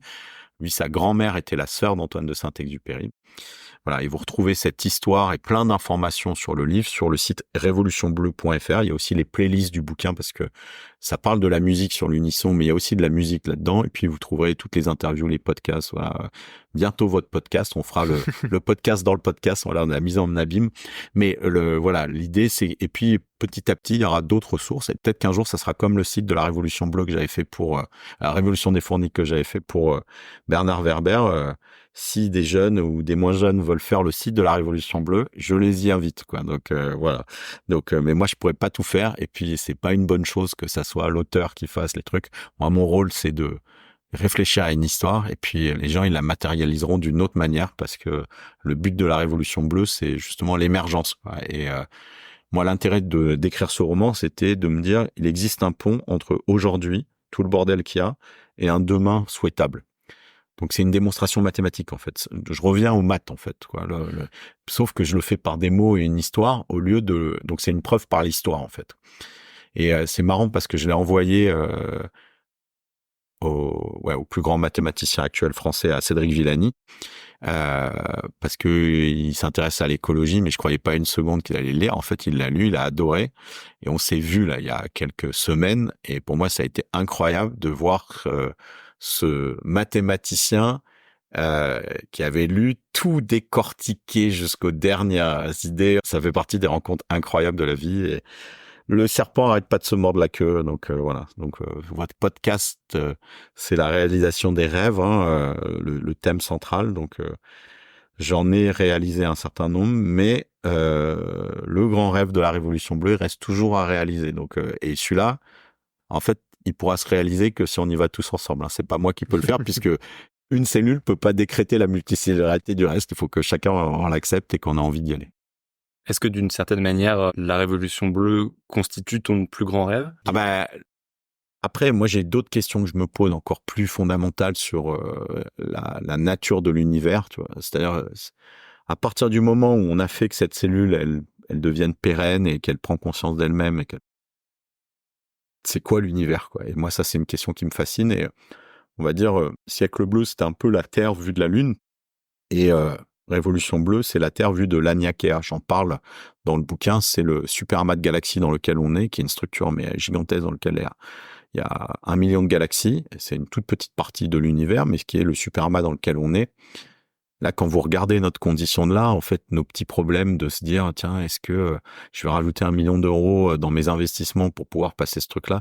Enfin, on doit en rigoler, quoi, tu vois, depuis en disant, mais vous en êtes là, alors qu'il vous suffit d'aimer, quoi, tu vois, bref, enfin, quand vous êtes là, et j'imagine que le jour où on aura révolu la Révolution bleue, et moi, c'est l'image que j'ai, on dit, hop, il y aura un petit éclair d'amour pour dire, tiens, il y a une nouvelle, de la même manière que nous, à notre échelle, on est des petits pop-corn bleus qui font faire une humanité multicellulaire.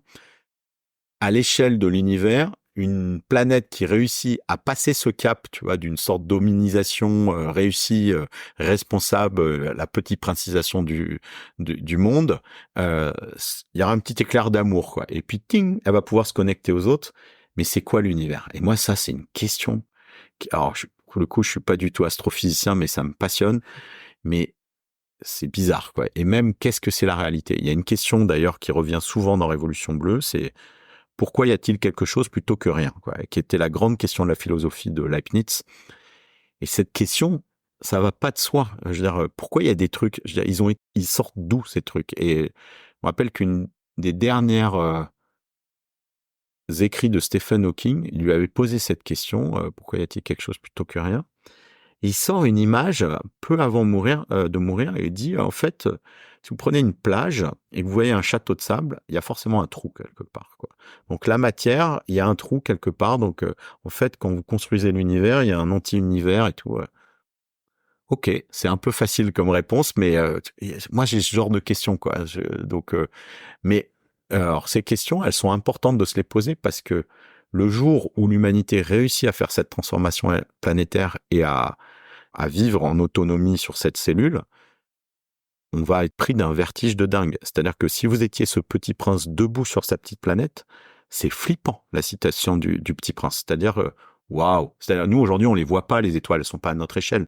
Mais pour la conscience de l'humanité, je veux dire, le fait de savoir s'il y a autre chose ailleurs, ça devient existentiel. De la même manière que nous, bouffer, c'est existentiel.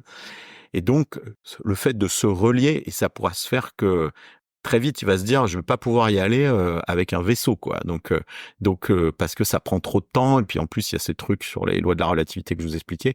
Donc, ça va prendre d'autres formes, ce truc-là. Donc, voilà. Et ça, j'aimerais bien écrire des romans là-dessus, c'est-à-dire où les personnages, c'est des planètes. Ouais. Mais bon, voilà. Je pense que et moi, je suis pas un fan de science-fiction. Je suis un fan de science et d'humanité et tout.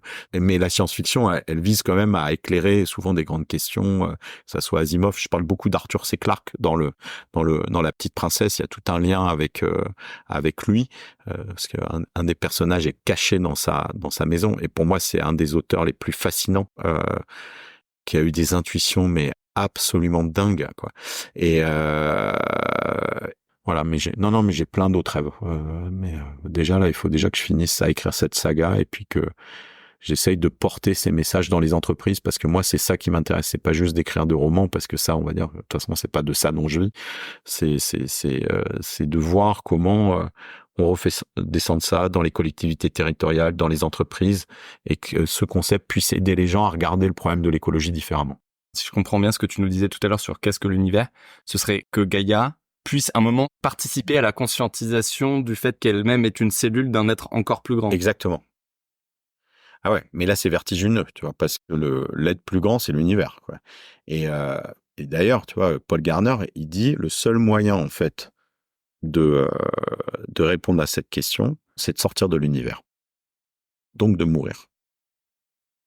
Euh, et hier, j'ai fait une soirée là du Blue Revolution Tour à Nice, qui est la ville d'Yves Klein, et donc j'avais la grande spécialiste d'Yves Klein, qui est la patronne du musée d'art contemporain, qui était mon invitée, là, Hélène Guenin.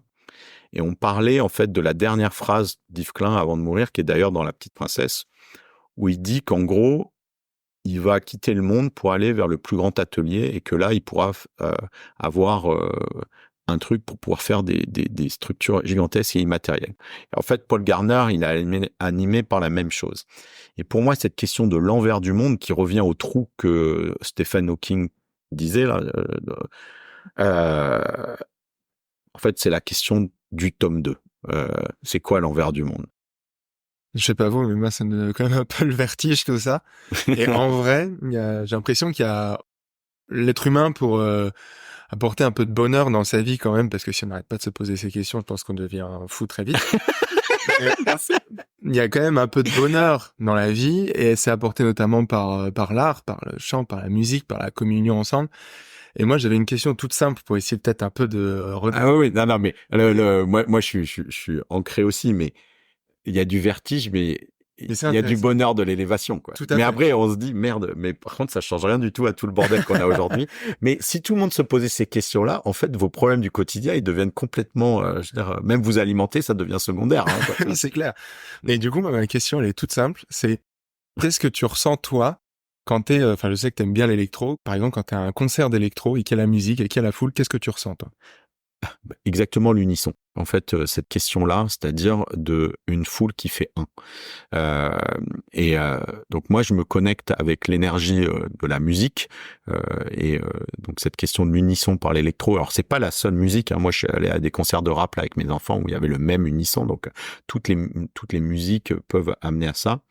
Mais il y a le sentiment de se sentir le temps d'un concert multicellulaire. Et après, il y a la tristesse de ne plus l'être après. Et je sais pas si vous avez ça, il y a ce sentiment de, on a tous chanté la même chanson, d'avoir vibré ensemble, et c'est fou, quoi, ce truc-là. Et après, il y a la tristesse de, on rentre chez soi, etc., mais ça reste longtemps. Et donc, moi, la question, je pense que l'état de se sentir biosphériste, c'est lié à cette joie, à cette, qui peut parfois aller même jusqu'à un espèce d'état de grâce, quoi. Et donc la question, c'est de le prolonger. Alors, vous pouvez retourner au concert, hein, donc ça, c'est ce que les gens font régulièrement. Il y en a qui vont faire des concerts de Bruce Springsteen depuis 50 ans ou des Grateful Dead. Là, j'ai vu qu'ils sont à la Sphère de Las Vegas et je vois tout un tas de gars là que je suis sur les réseaux sociaux qui y sont, mais parce que c'est des gros babas cool et tout. Et les Grateful Dead, ça fait 50 ans depuis l'époque des psychédéliques que les gens les suivent. Donc ça, c'est bien, mais ouais, pour moi, il y a quelque chose dans l'expérience de la musique qui est physique en fait, quoi. C'est-à-dire que effectivement, tout ce qu'on a dit là, c'est très intellectuel, etc. Mais dans le bouquin, ça passe par le ressenti en fait, avant tout, quoi. Et effectivement, ça doit passer par le corps, quoi. Et on est dans un alignement tête-cœur-corps, c'est-à-dire il y a une idée, et parce que sans idée, en fait, c'est la force du concept. Le concept, s'il est partagé, en fait, c'est des idées, ça aide les idées à s'auto-réaliser. Et c'était Aristote qui avait inventé le concept du concept, quoi, qui est un truc pour aider les idées à se déployer. Sans concept, les choses ne se déploient pas. Et Homo Bioceris Overview Effect, c'est des concepts qui peuvent aider à aller vers cette conscience planétaire. Ça ne dit pas que ça va le faire automatiquement, mais en tout cas, si vous n'avez pas des concepts de cet ordre-là, les choses ne se réalisent pas. Donc il faut le concept. Après, il faut le cœur. Et là, on parlait de l'amour comme énergie de liant. Et il faut le corps, c'est-à-dire le ressenti. C'est-à-dire que c'est physique. Ce lien avec l'autre et ce lien avec la planète, voire le lien avec soi, ça passe par les pores de la peau, les frissons, la chair de poule, la peur. Enfin, voilà, ça passe par le corps. Et je crois que je le dis à un moment dans la Petite Princesse, la crise de sens que l'on vit est peut-être une crise d'essence, quoi. Et voilà, il y a quelque chose de cet ordre-là, quoi. On a 2 mini-questions pour finir. Toutes petites. Si les rêveurs de l'Atlas, c'est-à-dire nous deux, on devait rencontrer quelqu'un demain, qui est-ce que tu nous conseillerais? moi, je vous conseillerais de rencontrer Tariq Chekchak, qui est le responsable du pôle biomimétisme à l'Institut des Futurs Souhaitables, qui est l'ancien directeur scientifique de la Fondation Cousteau, et qui est vraiment un raconteur d'histoire sur le vivant incroyable, quoi. Et quelqu'un d'extrêmement inspirant et qui a réalisé ses rêves et qui est sans doute, ils sont pleins aujourd'hui à faire du biomimétisme. Pas encore assez nombreux. Moi, je voudrais que toute l'humanité, toutes les entreprises fassent du biomimétisme, et Tariq Chekchak. Pour finir, on a une phrase qu'on aime bien avec Baptiste, on a parlé de pas mal de citations aujourd'hui, d'Oscar Wilde, celle-ci, qui dit que vivre est la chose la plus rare du monde, la plupart des gens se contentent d'exister. Qu'est-ce que t'en penses ? Mais c'est complètement vrai, quoi. Mais il y a des moments où on se sent vraiment vivant, quoi. C'est-à-dire, il y a des moments où on se sent vibrer, on se sent, voilà. Puis la plupart du temps, on rêvasse ou on survit, etc.